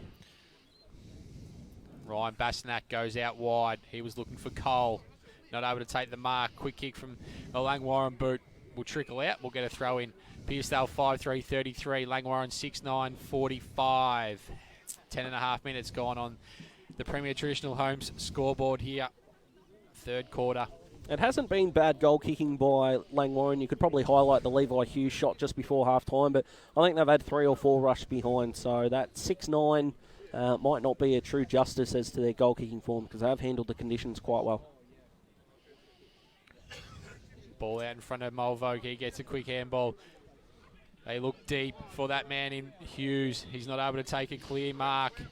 Ball on the ground. Langwarrin are going to win a free kick here for over the shoulder. It's back on. There's plenty of feeling in this. They really don't like each other, these two clubs. It can be fabricated in footy at times. Nothing fabricated about this, boys. Josh Dormer, the man who's going to go back and look for Langwarrin's 7th of the afternoon. Pushes He's their it back leading to, goal kicker. Sorry, AJ. Pushes it back to 3 goals here, which will put Pearcedale back on notice, but nothing's guaranteed in footy. We saw what happened before the halftime break. The man who's probably the most relieved is Levi Hughes. He doesn't have to have the shot. He's had a very indifferent day today, Levi Hughes, but this should go through. 15 metres out directly in front. There's a goal. So Langwarrin with the last 2 in this game. 7-9-51. Pearcedale 5 goals, 3-33. Margin back out to 18 points. So whenever they get questioned, they manage to answer. So margin is 18 points here in the match of the day. And we'll hear some more final scores from Craig soon. Obviously, this is a late game happening this afternoon. And it's getting colder and it's getting darker as we speak, boys. Yeah, I've had to be a public transport operator for the last couple of weeks, boys. I can guarantee I ain't getting public transport home in this weather. This has got Uber written all over it, but this is going to be a good finish, and Pearcedale have got to hold up here. Jones getting the tap out against Norton. Andrew Arthur getting a quick handball. Ball just bouncing around. Quick kick from Bateman. That is Josh. Andrew Arthur butters up the work. He's over the footy at the moment. Ball just spills out. Bastanak. Ryan. He tries to go through. He's going to get a free kick there for a sling tackle against Josh Bateman. That was silly from Josh Bateman there. Did not need to do that. Ryan Bastanak, he goes forward. He goes in the middle of the ground. Mitch Mathy. That was really well done by Mathy there. Rode the tackle well, made a good decision, and they should go forward here, Langwarrin. Mulvogue just scrubs the kick up. He could only go as far as Eklund. And a tackle from Payenborg on that man in Angus, and we'll get a ball up. Norton, Jones doing the ruck work once again. Frawley off the deck. He goes out to Dalgleish. He's also got the player there in Churchill with him. Langwarrin able to get it forward. Out in front of Dormer. He started to come alive in this quarter. Pearcedale, kick smothered. Only up to the wing. Langwarrin are go inside forward 50 once again. They're just peppering the inside 50s at the moment, boys. Yeah, they absolutely are. Both teams lining up really well behind the ball. The problem that is for Pearcedale is it's about 80 metres short of where they need it to be. Great mark from Mitch Cuthbert all the way up from his traditional full-back position. He goes deep inside forward 50. And we'll get a throw in deep inside. Right next to the behind post here. The conditions don't really, so I'm wondering why in Pearcedale there, I don't know why all 3 of their defenders go up there. The conditions are not suited for overhead marking. One needs to be on the ground at all times. The ball's going to hit the top of fingers. It's going to get out the back. If they get exposed and let one through, the game can slip away. So they need to keep one down at all times. Quick clearing kick from Pearcedale. Only up to the centre-half back position. Luke Murray there. Looked like he was tripped. He's going to get a free kick. Yeah, looks can be deceiving, not on that occasion. Definite trip, and they've got to make something out of this. It's been good, Luke Murray, sorry. Luke Murray goes inside the middle of the ground. Mark was dropped. It butters up his work there, Bradshaw. Although Langwarrin are going to be able to clear the ball. They look up towards that man, Dormer, who's just coming into the game. Murray puts his big frame in the hole. He gets a quick kick forward. Once again, Riley Bradshaw's had a really good game. He goes inside forward 50. Downfield. Or 50. This is going to be a certain goal, you think, for Pearcedale. This will bring it back to 2 goals. They're not going to die trying this mob, and it follows this massive crowd. I think they'd be going back to their cars, but I tell you what, they're not leaving this oval, boys. This is going to be a great finish. But both teams setting up really well behind the ball, as they need to, as the goal goes through. We're back to 2 goals. Good luck picking a winner from here. Langwarrin, they've had the ascendancy for a lot of the game, but Pearcedale aren't going to lie down. Pearcedale 6-3, 39. Langwarrin 7-9, 51, 15 and a half. Nearly 16 gone in the third quarter. Premier Traditional Home scoreboard. Batcherwell to Mornington match of the day, Vossi. Absolutely. And that tie-up game, whilst they've lost, AJ, maybe the plan of Anthony H is starting to come to fruition a little bit, that they're playing some more consistent football. Just needed to work on their defence. I think they probably were looking to do a bit too much scoring, whereas Bateman is just giving away another free kick here. Well, they've kept Super to 15 goals, which, considering Super have been kicking cricket scores the last couple of weeks, it's actually a good effort, and they scored 13 themselves. Absolutely. Dalglish, he goes out wide, looking for Cruz West. Goes over the back to Herdman. He's gone down back. He gets a clearing kick up the wing, but that's gone out in the full. Pearcedale will be able to reload through Archie McGuinness, right in front of the scoreboard here. They've got the ascendancy here, Pearcedale. Got to make it count. McGuinness, he goes long. It's a huge looking kick for a target there in that man in Cruz West. Setneri, he gets a kick around the corner into the top of the goal square, looking for a target in Trav Bravo. He wasn't able to take the mark. Pack forms. We'll get another ball up inside the Pearcedale forward 50. They've got a spare back here too, Pearcedale, so they know that they've got to lock this ball in. They can't let it come out with any kind of ascendancy. It's Jaden Cole, a spare behind the ball. He's had some really, really good moments today. We'll get another throw in here. Deep in the forward 50 for Pearcedale, who are really pushing in this third quarter. Need another one here, tighten the screws. Quick kick from Andrew Arthur, looking for Levi Hughes. He creates a contest. Ball falls out. On the blind turn. Just blind turned himself. Mitch Mathy in the long sleeves. He gets around a couple. Andrew Arthur back to Mathy. He's tackled and dumped. That should have been holding the ball. Was it a tackle or a bump, boys? No, that should have been holding the ball on that one. Okay. You'd be pretty ball flat thrown if you... up. Sorry, AJ, go on. Ball thrown up there. Jones, Norton, Frawley for Pearcedale. He gets a quick kicker and then being dumped. Bradshaw, the man, he's just coming into it in the third Great quarter. hands. Hands out to Ryan Bastanak. He gets a quick kick forward, looking for someone to run onto it. Luke Murray's behind though. Cuthbert picks the ball up for Langwarrin. Langwarrin are going to clear once again. They go up hugging the line, but it's gone over out in the full. They were looking for Blake Peach, but that man for Pearcedale and Viglaroni, he's going to get a quick kick forward. He's found Ryan Bastanak. Looking a bit like Luke Ball with the head bandage going on. He's going to step his opponent there. He goes in, looking for a mark. Catch that. Is one going to come? No.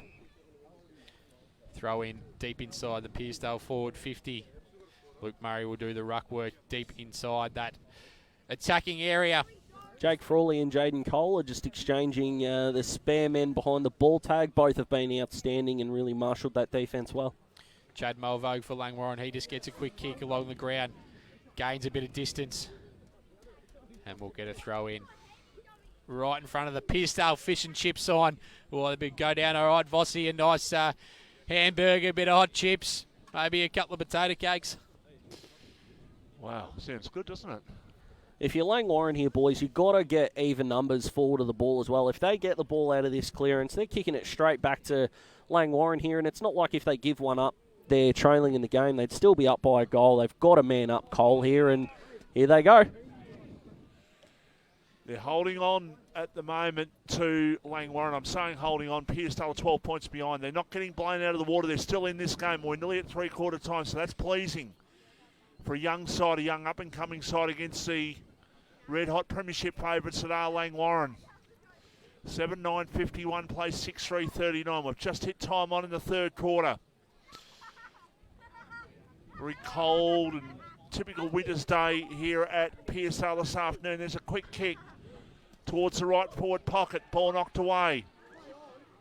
Defensive hand pass comes back. Was that a tackle high? The umpire says yes, it was. It is a free kick against Zach Andrew Arthur, and the free kick will go here to the Pearcedale player, and Big Learoni it is, who goes with the kick towards the top of the goal square. Ball knocked away. And a quick kick back is going to be not quite marked. Ball still in play. And now they can clear out towards half-back, but that is straight out and almost into the back of that one-tonner that just went past there. But, you know, you've got to ask the question if you're Langwarrin. They're holding up well defensively, but as soon as they're getting the ball out of the 50, they've got no one to go to. They're outnumbered 1-2. They're treading water at the moment. They've still got to swim and win this game. They've got to keep going forward. Pearcedale are only a moment away from kicking another. Norton getting a quick clearing kick for Langwarrin. But that man there was Callum Colton for Pearcedale. He was in the way. Billy Rolfe, the M&M lookalike, he's over the ball. We'll get a stoppage. There's a little bit of the When I'm Gone music video about him.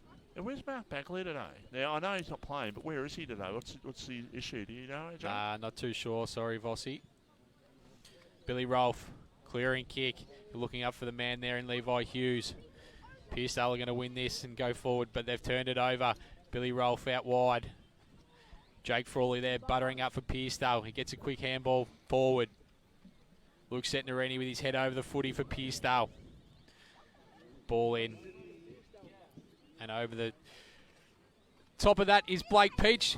Expect nothing less from him, boys. Yeah, he's probably been the best. Pearcedale have got a few contenders, but unless you play a very, very special game, they don't often give it to the team that trails at the end. But there's a goal here to Pearce. No, there's not. My apologies. And Mitch Mathy is tripped, but no free kick.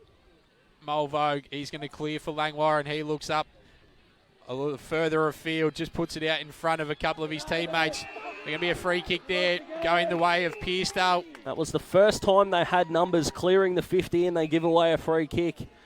Langwarrin coaches will be filthy.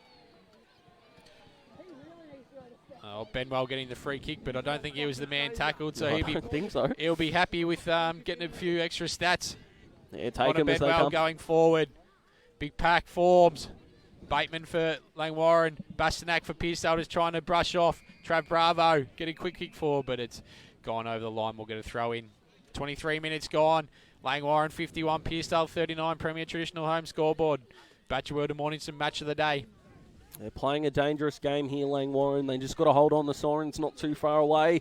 If they can have a 2-goal break going into the last, they'll feel confident they can hold on. They've still got a spare here. Pearcedale, Benwell this time. Free kick given off the ball against Josh Bateman to Ryan Bastanak. Geez, if anyone could kick it. I reckon he's just turned around and give the Langwarrin bench a bit of a cook there too. Don't mind that. Bastanak going forward, going to the top of the square. We've got players out here. Dispossessed. That is holding the ball. Brilliant defensively, Langwarrin there. They are holding on by the skin of their teeth, and you got to wonder, are they running out of lives? But when you've got a defensive act like that, that'll really get them up and about. That was outstanding, and if they can clear here and get one late, geez, that'd be a dagger in the heart of Pearcedale. Free kick was taken by Golby, who goes up to the forward flank for Pearcedale. Defensive side if you're a Langwarrin supporter. Plenty of Pearcedale players around the ball. Setnarini just gets through a couple. He goes on the left. He goes looking for Dalgleish. It just bounces out. We'll get another throw in. In front of that fish and chip shop sign again, Vossi just salivating over the thought of a few hot potato cakes, maybe a couple of calamari rings, a couple of crab sticks, chicken nuggets. As long as you the name as long as the chips are not too salty. Can't have salty chips. Chicken nuggets at a fish and chip shop. A little bit of Goodness salt, me. okay, not too much though. Ball thrown in. Dalglish roving the tap. Left foot kick. He goes up looking for Luke Murray. The ball just trickles out. Daz, what do you mean chicken nuggets at a fish and chip shop? If you go around to everyone, there. Just because they're there doesn't mean they're correct, mate. Fish and chips implies there's fish and chips. Don't see the chicken nugget sign there, but I mean they've got to be better than Macca's nuggets, don't they? Goodness me. That's an unpopular opinion, but I'm putting it out there. It's out there now. Just wonder how much Pearcedale have got left. They've asked a few questions, but they're still behind on the scoreboard. There's still a quarter to go, and maybe the bigger bodies of Langwarrin might win out in the last quarter, but they're hanging there at the moment, Pearcedale. They just try and need to get a goal if they can. Cole with a quick kick back inside, attacking 50. Ball comes to the back, and it will be cleared on this occasion. They're out towards the half-back line. The mark has been taken there on this occasion. It's been taken by Mitchell Matthey, who's got it.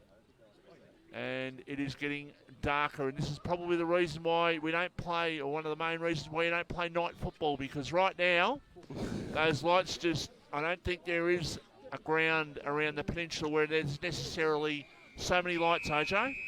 Well, it's only 4:45, Vossi. We can't say it's entirely dark. The We're lights 2 weeks away from the shortest day of the year. The lights aren't taking full effect as yet. Shortest day of the year. I think they're all 24 hours, Vossi. Righto, Dabs. Archie McGuinness goes forward for Pearcedale. Vossi's just a little stunned here. Hamill dropping the mark. I know what he means. Glad there's a game on. Mitch Cuthbert, he gets a handball out. They've been able to get it out and exit their defensive 50 here. Langwarrin. Kennedy, he gets a handball forward, looking for Andrew Arthur. He goes in. Herdman, he's attacked by 3 Pearcedale players. He's just dumped off the ball. Frawley, disappointing kick. He had all the time in the world there and just put it off the side of the boot and out of play. They've got to hold on by the skin of their teeth now, Pearcedale. We've got to try and hang on, as you said, the 27.5 minutes, so surely there's only seconds to go in this quarter. So the long kick coming in from Pullen inside, attacking 50, going up, no mark taken, ball on the ground. Herdman, snap a goal! And he's put it through for a goal, and that hurts if you're a Pearcedale supporter. Right on three-quarter time, Langwarrin 8-9-57. Pearcedale 6 goals, 3-39, and I don't reckon we're getting much more than ball goes back to the centre, and that'll just about be it for this quarter, AJ. Yeah, if you're Jake Frawley there, you'd be really disappointed. You know, in the wet, deep into time on, third quarter, they were just defending. He needed to go further down the line, get it long in the wet, and then you're not having to defend with your heart out. Now you're going to go into three-quarter time with around a 3-goal deficit. Could be 4 if they get the clearance. Bastanak, once again, he goes on the left. He goes up, but he's turned the ball over. Langwarrin defenders standing in strong. There's Josh Bateman. He's been the biggest antagonist of the day for Langwarrin. I'm sure he's the crowd favourite for Pearcedale. Jake Frawley, can he atone for his big mistake just there? He's put his teammate under pressure. This is where Langwarrin are just standing up. If they get another one here, Langwarrin, I tell you what, if Langwarrin had got that one, I would have just about called that game. It would have been curtains. But you got to wonder, Pearcedale's defence, no one at the fall of the ball on both of those contests. It's costing them because these conditions don't call for high marking. They call for ground ball gets, and at the moment, their defence are getting 0. And it's going to come back in. They just missed out there. They had Kennedy all out alone. That's a it's great gone. tackle. That probably should have been holding the ball, Michael Voss. That one probably should have been holding the ball Call again, it Michael even. Voss. Oh. As the siren goes. What an Boy, ending. they just hang on. Langwarrin 8-10-58. Pearcedale 6-3-39. Is the deficit too big? I say yes. What about you boys? Well, I don't want to flip on my tip. So I'll say no, but the footy fan in me, the conditions suggest, yeah, they've kicked 6 goals for the game. They've got to kick 4 in order to win it. So I think Langwarrin will be comfortable, but if they're 5% off, they'll get exposed. But they're happily in the box seat. I reckon Pearcedale's effort in that quarter is going to count against them in the last quarter. I don't know how much they've got left, so I'm going to say Langwarrin will probably win by an extra maybe 2 or 3 in the last quarter. Yeah, I'm with you, Vossi. I just think that last 5 minutes really shows where they're sort of at as a football side.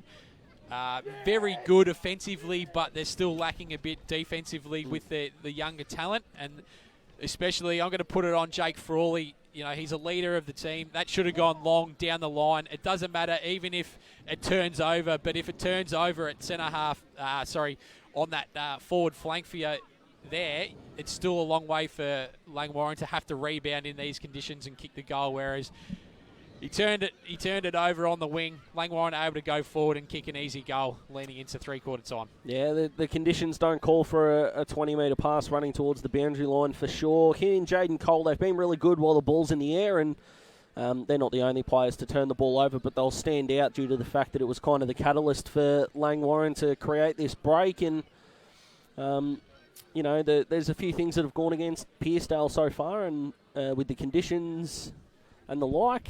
But if you are Pearcedale, you've just got to go into the break, think, why not us, and attack the contest. Absolutely. Let's go over to Crago with some full-time results. Kingston Bombers 17-10-112, Rosebud 5-11-41, Pines 11-10-76, Mount Eliza 7-8-50. Bond Beach have hung on to beat Dramana 10-8-68, Dramana 7-15-57. Sorrento back in the winners list with a number of their players back today, 10-14-74 over Red Hill 4-10-34, and Frankston YCW 13-12-90 over Edithvale Aspendale 6-10-46. And in Division 2, full-time scores, Seaford did hang on to beat Tyab 15-10-100. Beating Tyab 13-9-87, and still another great effort by the Yabbies there. Chelsea have beaten Coringal 11-8-74 to 3-11-29. Somerville have defeated Rye 15-21, 1-11 to Rye's 8-6-54. Devon Meadows kicked a cricket score 28-9, 177. Crib Point 7-10-52. And that's an unhappy ground for them last 2 or 3 times they've played there, Craig. Cribby, you've got the points against them, I think you'll find, but that's massive. Massive scoreline, probably our biggest of the season, I think, so far. And as I said earlier, Mornington defeated Hastings 18-7, 115 to Hastings 7-13, 55. And three-quarter time score here, Langwarrin 8-10-58, leading the local team Pearcedale 6-3, 39, as the rain has returned to the Pearcedale reserve. Hasn't stopped the fans from getting out on the park and having a kick, Vossi, which we'd love to see, braving the conditions. They're a lot braver than I. Yeah, and me. So it's a very big crowd, but just that last goal that Sean Herdman got is an absolute real one that really hurts as far as Pearcedale are concerned. And Langwarrin with that 19-point lead heading into a three-quarter time as Ryan Bastanek just taking through his charges and just sort of explaining what he wants from them in the last quarter and how they're going to try and get back into this game of football. Yeah, just a reminder too tomorrow, not Mpnfl wise, but just a reminder tomorrow that we're actually streaming the Peninsula Raiders game against the Port Melbourne Colts tomorrow afternoon at 2:45. So tune in through the social media platforms of RDP Peninsula Footy, and you'll be able to watch that game. Well, if they're admiring your dulcet tones as I am Vossi, I'm sure they'll stick around for that tomorrow, which would be fantastic. I've just got a feeling there's a good finish to this game. So if we can't win the ball, the game stops. And we reset. Stoppage. That's where we're going to score from. Yeah?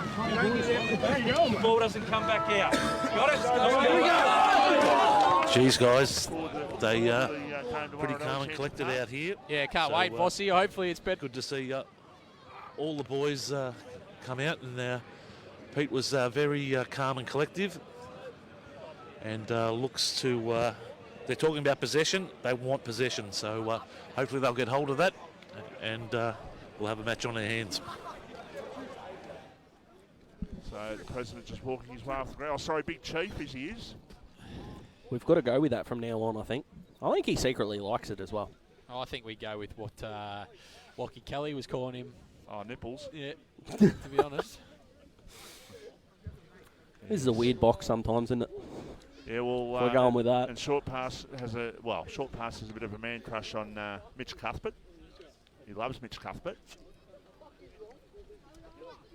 19 points is the margin here in the match of the day. This is a late finish, of course. Next week, only minimal football happening due to the fact that we've got Queen's birthday next weekend. But I did put it on the line before. The next game, Mount Eliza are most on the line. If they lose next game to the Bombers, it'll be 3 in a row for them against the side that was arguably taking all before them. And you'd be on double time at the moment, Vossi, wouldn't you, with this late finish? Well, it's going to eat into my tea time, but that's all right. I'll have some tea when I get home. Nice pasta tonight, I think. Beautiful. Yes, only please. 2 games next week, Sereno and Rosebud, and then on the Sunday, Red Hill and Germana. So, start of the last quarter. Pearcedale, can they offer something? Can they get the first one of this last quarter to really ask some questions? Andrew Arthur with a quick kick towards half forward. It's picked up here for Pearcedale. They've got to try and get that ball forward at all costs. Don't worry about going down the line, just round the sides, just go straight down the guts. Kick to half forward has been marked by Big Red. Matty Norton with the ball, goes with a long kick down towards half forward, off the pack, ball towards the line, and goes over for a boundary throw-in. And in the AFL, Adelaide have beaten West Coast, and Gold Coast and North Melbourne just started. So what a cracker! Wow. I was about to say to you, you'd rather be here at the local football than actually sitting home watching Adelaide and West Coast and Gold Coast and North Melbourne, surely. Bossy, I'd rather be doing some chores around the house and watch that. Mate, nothing wrong with housework, let me tell you. Once you get your headphones in, goes like a breeze, although I don't have a child like you, AJ, so I'd probably keep my mouth shut, actually, the more I think about it. First goal here, ultra important. I know I'm repeating myself at this point, but if Langwarrin get off to a good start, this is going to be over early. Langwarrin kick the next goal. It's the fat lady will be singing, boys. I'll get the wig on. I won't be doing that. I hope not. Bateman, he's going to go inside forward 50 for Langwarrin, looking for Herdman, the player who kicked that last goal, and he's won a free kick against Jake Frawley. Hasn't had a good last 2 minutes of general play, Jake Frawley. No, Herdman just needs to go back and have a shot. No point passing off in these conditions.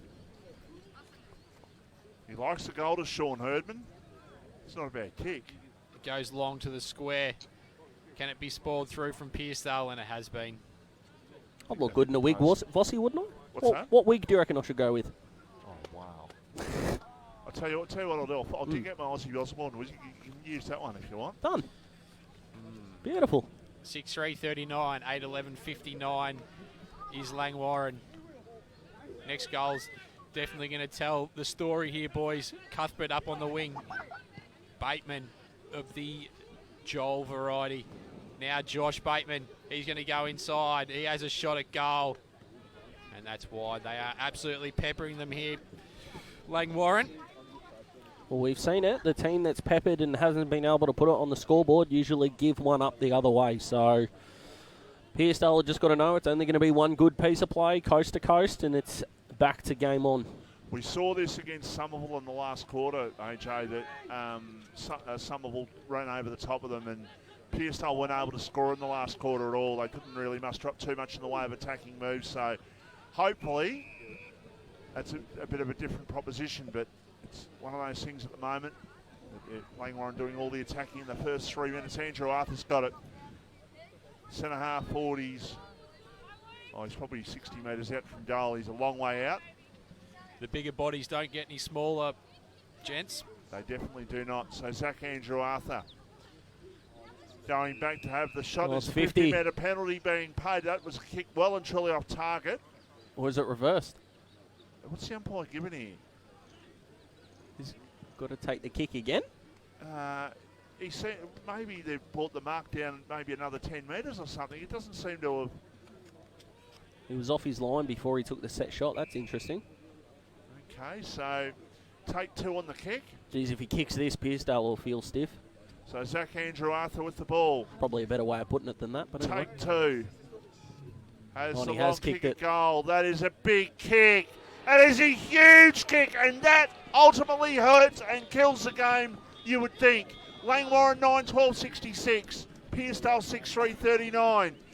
If at first you don't succeed, try again, AJ. Absolutely right, Bossy. I'm not sure why some people in this box went against Langwarrin, boys. Yeah, so for 3.5 quarters, I've been given no stick because they've stayed in the game. I had some belief in a young side, and they've been good today, so I'm not going to be too displeased about that result. So hope they don't get blown out here. Still plenty of pride to play for. Bastonac's still hard at it, so we'll see what happens. Jordan Bastonac, he goes forward. Drop mark there from the player in Smythe for Langwarrin. McGuinness, he goes in with a chiseler. Oh, how good's the pickup? Goes out wide towards the boundary. This would be a good goal if he can kick it. Luke Daniel has just been unsighted all day today. Cuthbert has absolutely destroyed him. Hasn't been a great day for the forwards, though. Yeah, might not feature in our votes, boys, but definitely will be on the coach's radar for the week. It's been fantastic, and yeah, Pearcedale have got to make something happen here. They can't let this walk out with ease. What about the ruck contest, Daz? Where have you made that one? Yeah, Big Red's been fantastic, hasn't he? There's been times where Pearcedale have read him really well, but the ascendancy was always going to take place. I actually think it's been pretty even, to be honest. I think Jones has done really well. If you have a look, when Pearcedale got their run on, he was getting first use for their midfielders. So I don't think it's been probably Big Red's best game that we've seen. What about you, Vossi? Yeah, I don't necessarily think it's been a dominating. I think Red's been. I think he's been good, but I don't think he's been great. I think they've both just been as good as each other, to be honest. They've sort of... as you hit the nail on there when you said it's not the day for big fellas out there. They've probably just both had, equally good games at times. As the ball's gone up forward for Langwarrin, Herdman was trying to break through a tackle. He wasn't able to. And another tackle applied, and we'll have another stoppage. You got to deep inside the Langwarrin forward 50. Sorry, AJ. You've got to wonder why when you've got the ball, essentially it's centre half forward, you've got a chance to drive long inside 50. They shoot off a 15-metre pass again, put it on the head of a teammate. It's not the day for overhead marking. They're a young, inexperienced side, Pearcedale. They'll learn from it and get better, but a disappointing result. Langwarrin pressing for another goal here late here in the fourth quarter. What's the umpire going to call here? And he is called holding the ball against, looks like Jake Frawley, young Mole Vogue. It is going to be lining up. This will put it 33 points ahead, and that will well and truly be the game if it's not already.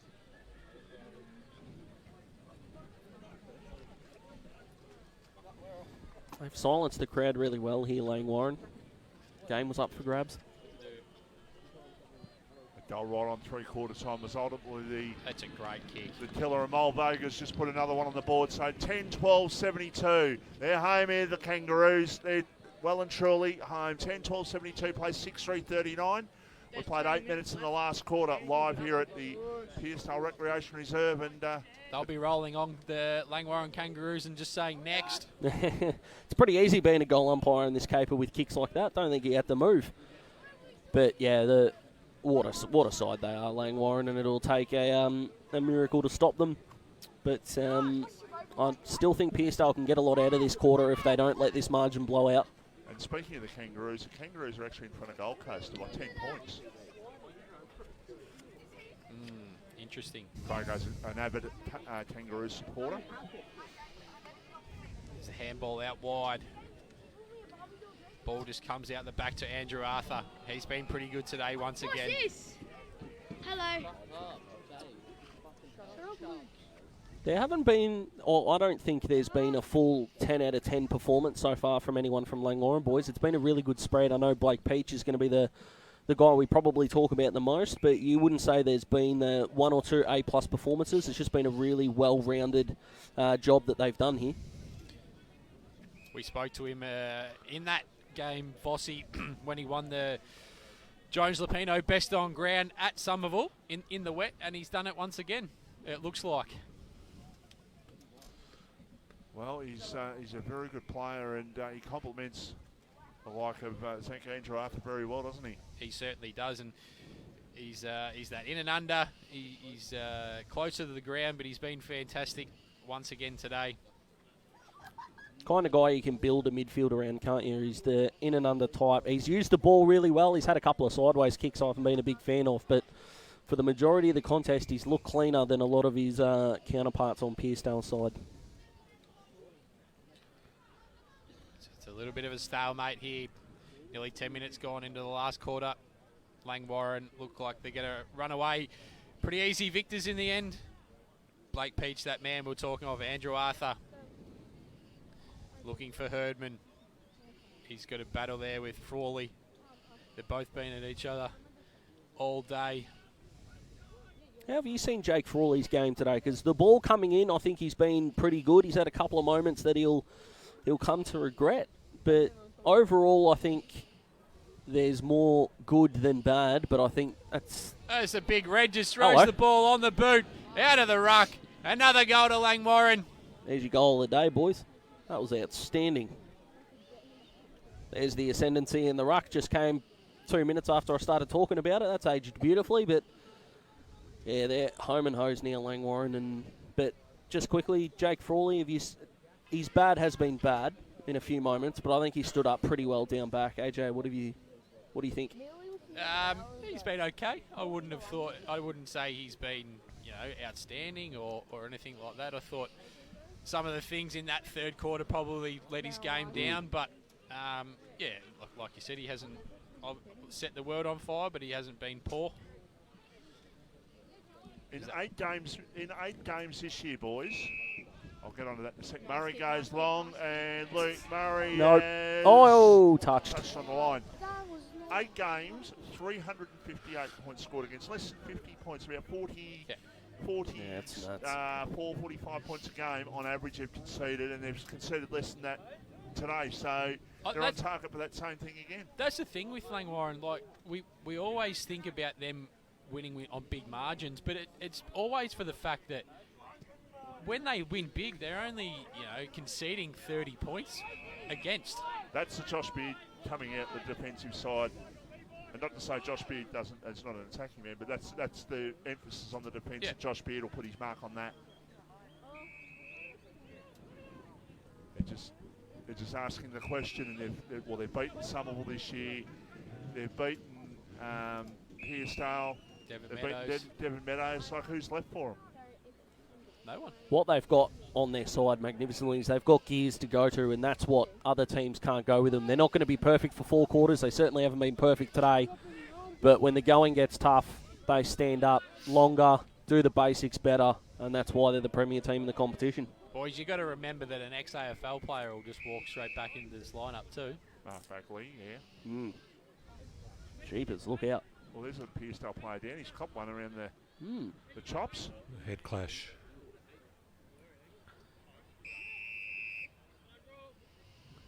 But yeah, 775 points, so they're probably 97 a game so far, and they've basically doubled, or more than doubled, on average every side they've played against this year. Yep.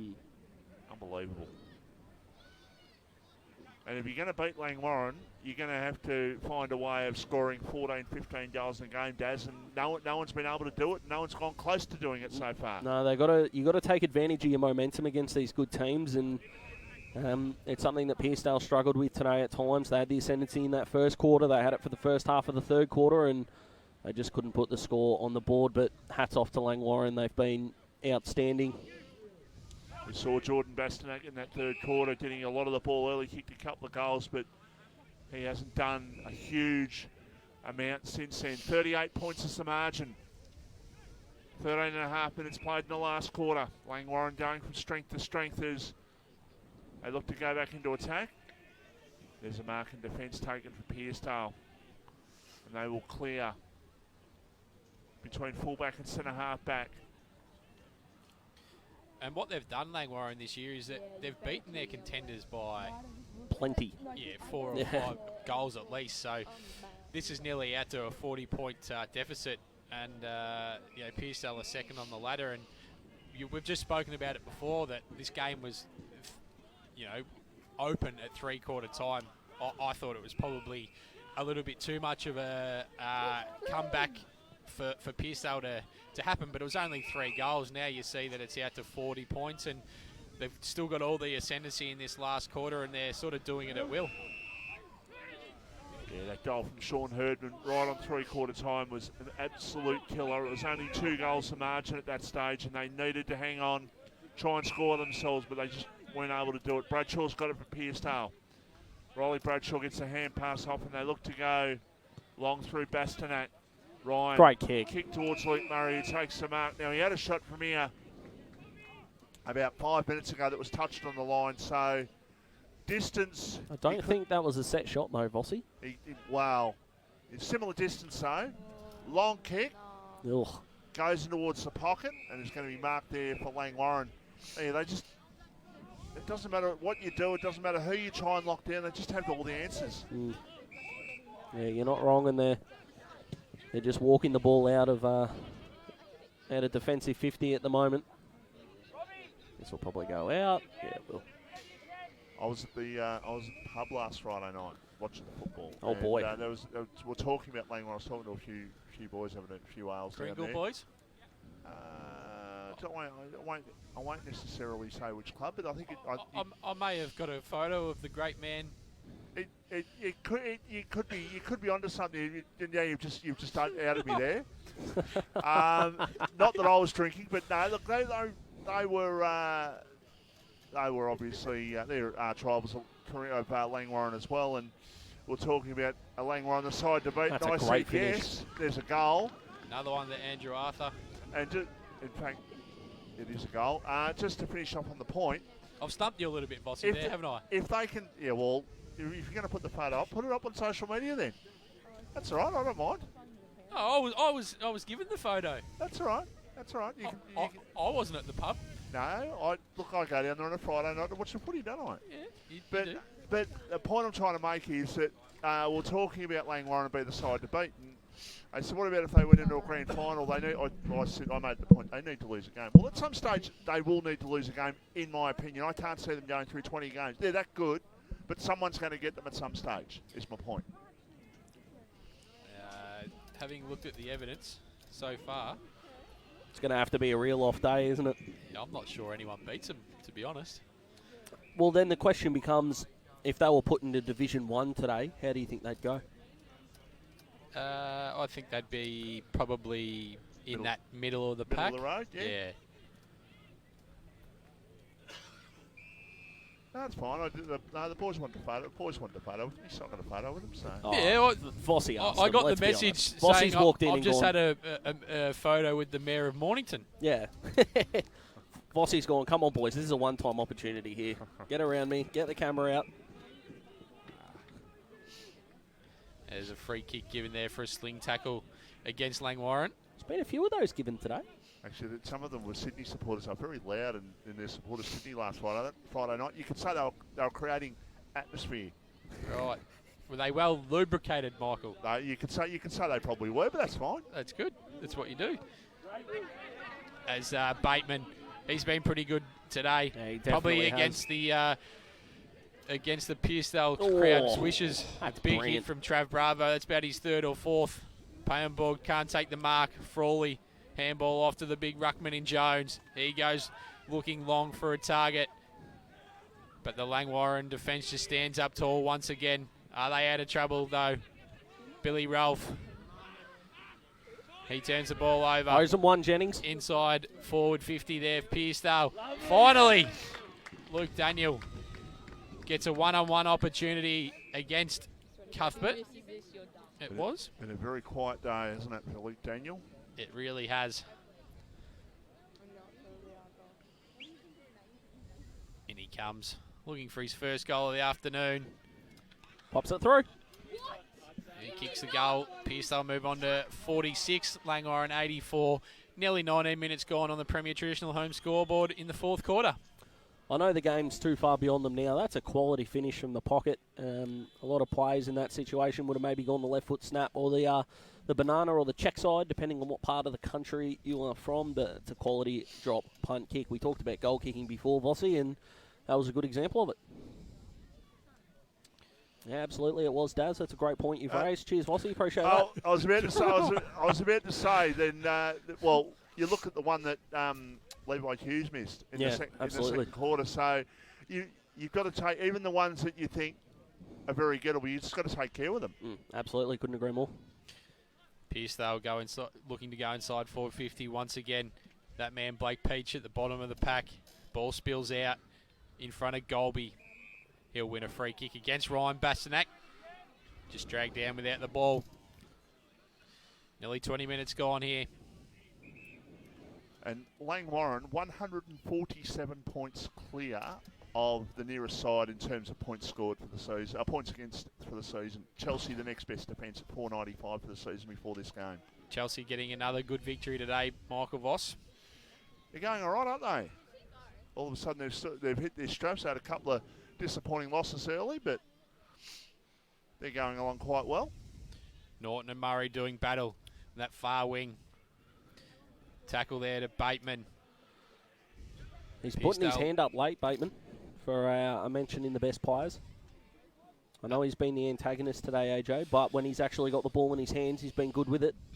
Norton getting a decisive hit out over the back, looking for Andrew Arthur or Mulvogue to run onto it, but it's just trickled out in front of Jordan Basnak. We'll get a throw in. Who's been your best so far, Vossi? Who do you think you'll put forward as to one of the better players? I think Zach Andrew Arthur's been pretty good. Yeah, he'll definitely be in contention for sure. Bravo for Pearcedale. He goes inside forward 50 looking for Cruz West. Been a hard day for him. He's been checked. Bateman, Billy Rolfe, clearing kick out in front of Mavey. Boy, it's dark out there. We'll get a throw in. You can say that now, Vossi. It's 5:15 in the afternoon here in Victoria. Which is why we don't play night football in the middle of winter. Or we just wouldn't play it at this ground, Vossi. Yeah, look. Actually, Langwarrin's probably one of the better grounds for lights around the place. Maybe Big Chief might have something to say about that after the game. Blake Peach getting a kick down the line once again. I think the question needs to be asked whether Suss has got more things that he's president of or more nicknames. I think it's a conversation that needs to be had. Loves to take a selfie. Known as Big Chief, known as Nipples, known as a lot of things. You're right.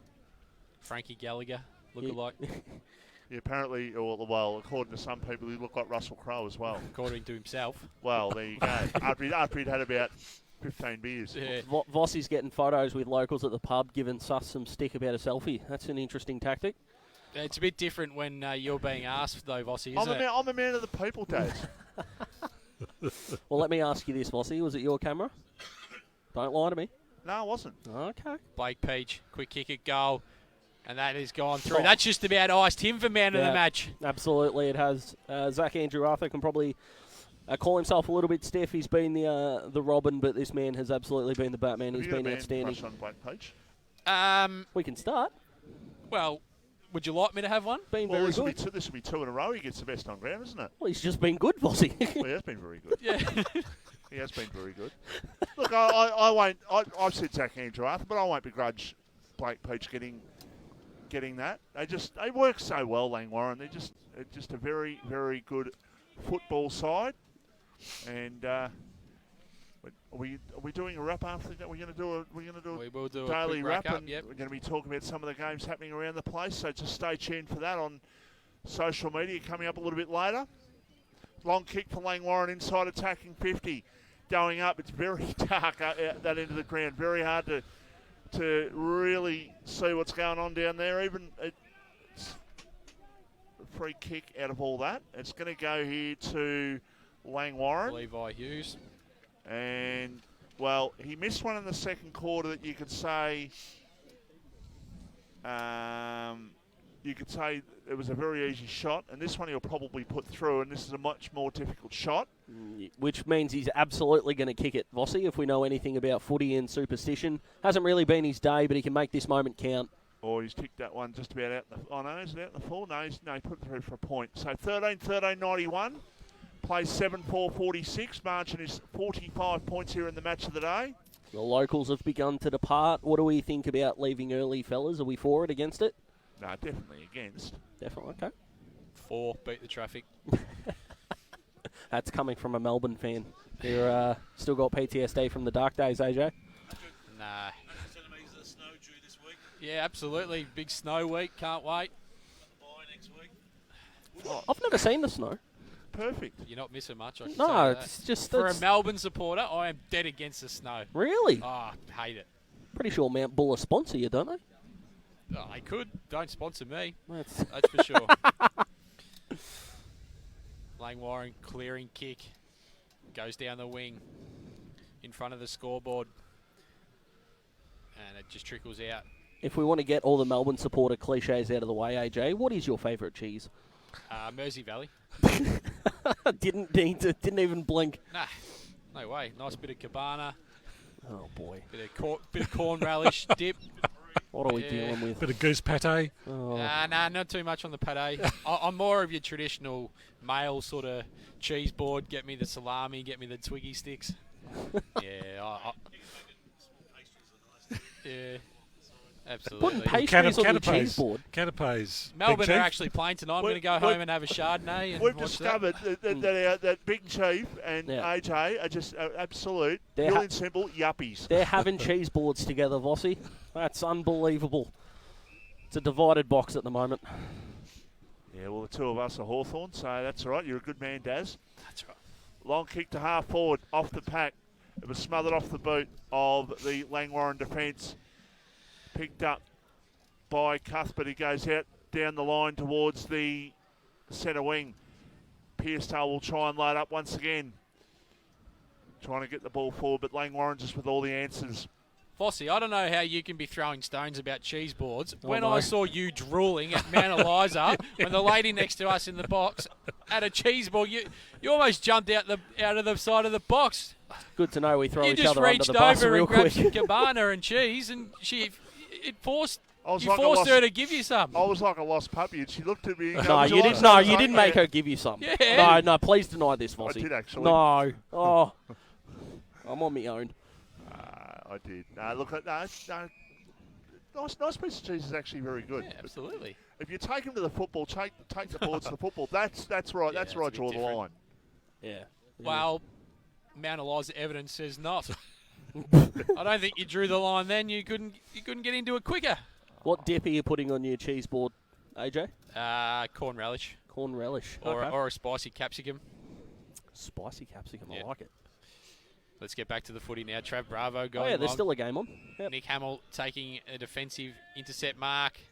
He just calls for a bit of calm. 27 minutes gone here in the last quarter. He's been good as well. I know he's got the Kangaroos jumper on, but there's a bit of Jaden Stevenson about what the Hamill man's there's the rocking final with. siren.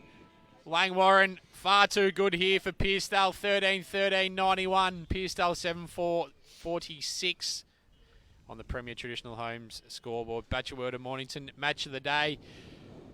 Boys, they just flex their muscles there in the last quarter. Far too strong. They are the clear number one seed. We've been saying that for weeks. And Daz, I'll sit here and say that's why I tipped Langwarrin. Well, you've gone the safe, real boring option there, AJ. So I backed in a young team. There was an uphill climb when the rain came down. I don't think they disgraced themselves for sure.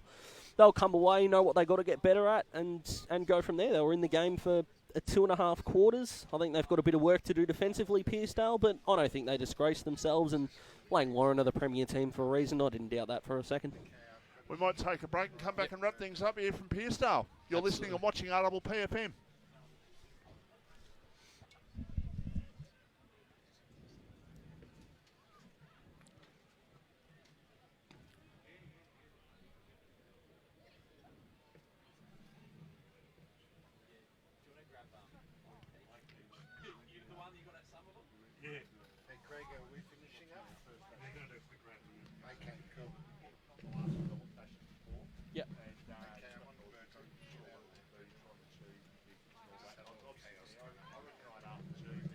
I'm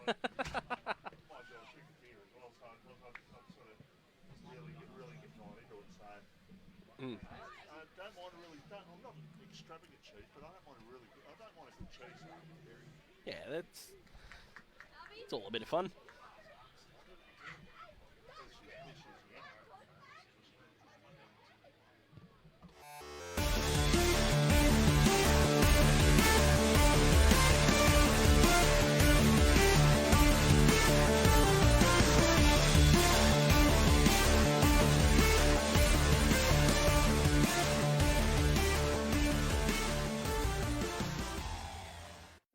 Everyone knows Australia has 4 big banks, but the 5th biggest retail bank is snapping at their heels.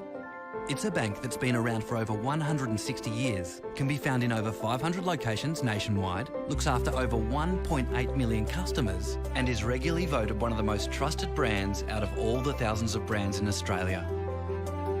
Who is this fantastic number 5? Yep, it's Bendigo Bank. The better big bank.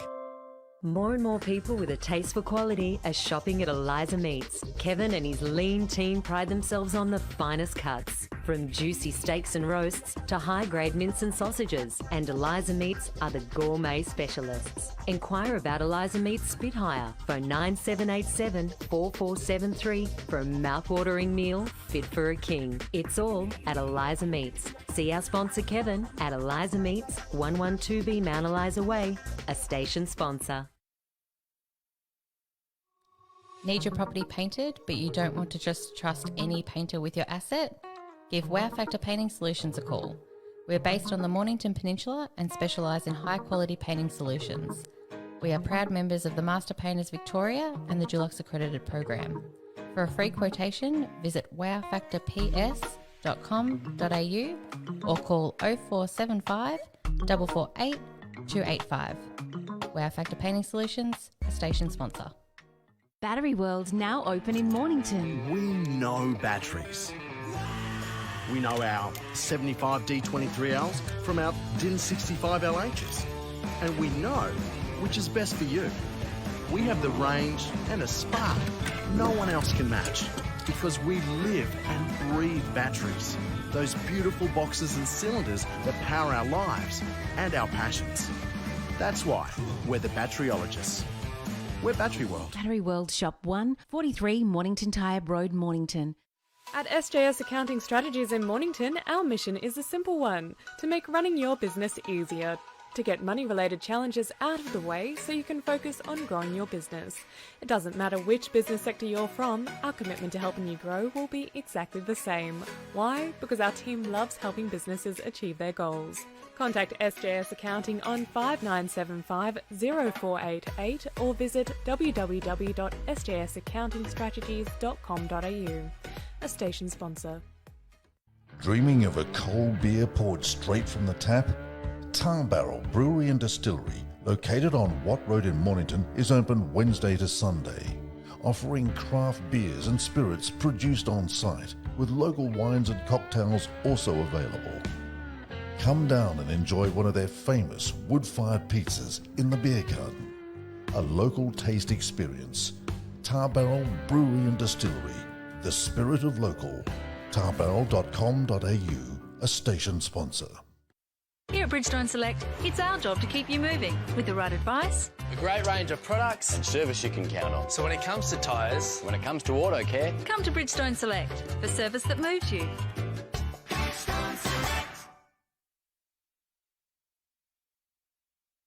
Jones Lapino Real Estate, located on Wilsons Road, are Mornington Peninsula's boutique real estate professionals, offering premium service in sales, auctions, investment property management and holiday leasing across the Mornington Peninsula. Contact Jones Lapino for the very best in client experience on 5975 5593 or visit joneslapino.com.au, a station sponsor.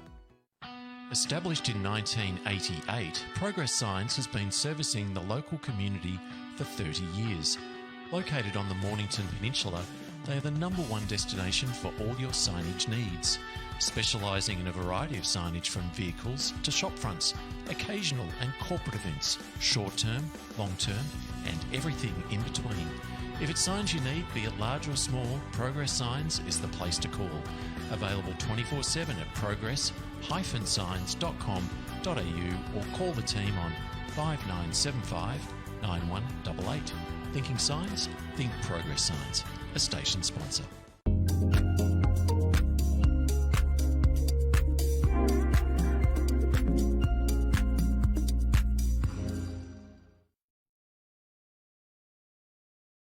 Results show here from Pearcedale Recreation Reserve. It's been a great Bachelor and Mornington match of the day. But Vossi, we're going to get into Division 1 first. First game, Rosebud were playing Frankston Bombers. Rosebud 5-11-41. Frankston Bombers a very big win there, and they have been getting on a roll in the last few weeks. 17-10-1-12. Fair to say the Bombers are back. They've had a few in a row. Was that 5 in a row for them? They're 6-3 on the season now. They're looking very, very strong. And whilst they're going one way, a side we're about to talk about in a minute in Mount Eliza are going another way. But a very good display by the Bombers. Led all day. Yeah, and it's a when you say about Mount Eliza playing Pines today at home is the biggest thing. They've lost 7-8-50 to 11-10-76. Yeah, I thought Mount Eliza would bounce back well and truly, but like I said, I just wonder about Pines. Are we selling Pines short? They've beaten Sereno, they've beaten Bomb Beach, and they've beaten Mount Eliza. Pines aren't a bad side when they're going, it seems. Yeah, absolutely. When they're going and got Luke Dalmo and the likes. Big Russell Gabriel. Yeah, they're a good side, so we certainly need to give them a far bit more credit there, Vossi. Another side that we need to give credit, who their season has been up and down like a yo-yo, but Bomb Beach 10-8-68 defeating Germana 7-15-57. I did back Bomb Beach in this one. Said they had most on the line there, and they happened to win, but boy, did Germana kick themselves out of that one. What under Bomb Beach, they needed to win because they could have really gone very close to ending their season, in my opinion. But they've got the win, and they really needed it. Absolutely. The next game, Sorrento 10-14-74, defeating Red Hill 4-10-34. So Sorrento back on the winners list. Just to recap, AJ, today, who was back for Sorrento today? Yeah, so they got back Bywater, Corp, Wood. There's another Marston, and I think one other. So basically one on every line. Yep. Yeah. No, look. There's your difference. And they'll get back James Hallahan, Crode. And Mitch Hallahan. Possibly Mitch. I haven't heard too much about him, although last week Daniel Grant went out with a hamstring. So, yeah, look, they've got plenty of players to still come back in their lineup. It was a much-needed win for Sereno, let's be honest. I think they'd lost, was it 3 out of 4 or 4 out of 5 they'd lost, and needed the win. They got the win well and truly, but it helps when your best players are out there, which obviously they had today, or a lot more of them out there today. It certainly helps their cause, that's for sure, and a good win by the Sorrows. And the final game, Frankston YCW 13-12-90, defeating Edith Aspendale 6-10-46. Edith Aspendale jumped out of the blocks pretty quickly. I think they kicked 4 of the first sort of 6 goals, and but they only kicked 2 more after that. Yeah, YCW are going along very well, and 9 games played, 8 wins and 1 loss. The only loss was against Tremana, which they will play again in a couple of weeks, or 2 or 3 weeks, I think it might be actually. Fantastic result for YCW. They did what they had to do, and they turned into the second half of the year in a fantastic position. Absolutely. Now let's get into the Division 2 results. Seaford 15-10-100, defeating Tyab 13-9-87. Look, a win's a win for Seaford. 6 wins in a row I think they've got, but I'll give some credit to Tyab there because their form has been good the last 3 or so weeks. They've won a game. They've been competitive in another couple. They're competitive again today. So maybe, just maybe, the game plan might be just look. Whilst they're not going to, when I say the game plan and you think they're winning games, well, they're much more competitive in games. That's what you want to see, a Tyres side that's competitive. Absolutely. Chelsea 11-8-74 defeating Kringle 3-11-29. Yeah, Chelsea just too good there. And, what I said before, they're the second best defence in the competition, and keeping Kringle to 29 points is a fantastic achievement on their part, and another good win. Somerville 15-21, 1-11 defeating Rye 8-6-54. Bad kicking, could have been a bigger margin there, Vossi. Could have been a bigger margin. They got out of the blocks early. I think they kicked the first three. I think I looked at the scores earlier. They were 3-4 to nothing. Got out of the blocks quickly. Rye made a bit of a comeback, I suppose. Got back within about 10 points or so. But yeah, it was a win to Somerville and a very good one at that. So they're back on the winners list, and they needed to. Devon Meadows defeating Crib Point 28-9, 177 to 710-52. Big win to Devon Meadows, and like you said, good kickings, good footy. And I did say they were the lock for the round, and I didn't think they'd win by quite that, but they certainly they're playing some fantastic football. And if you take out the first game of the year, losing to Kringle, and if you take out the Langwarrin game, they've been very good in every other game. It's just two bad games, one against arguably the juggernaut of the season, and the other one against a reasonable side in Kringle as well, but they're going well. Mornington back on the winners list, 18-7-1-15, defeating Hastings 7-13-55. Yeah, big win for Mornington, that one, and I think you might find that Mornington's next couple of games might be against Tybe and Crib Point, or vice versa. So they might be able to get themselves to 5 and 6. You never know, AJ. You never know. You never know. You just never know, Michael Voss. And let's quickly wrap up today's game. Langwarrin 13-13-91, defeating Pearcedale 7-4-36. This was the Battery World of Mornington match of the day. Langwarrin just far too good, and I thought their bigger-bodied midfield were well on top, although I thought Ryan Bastanak was sensational for Pearcedale.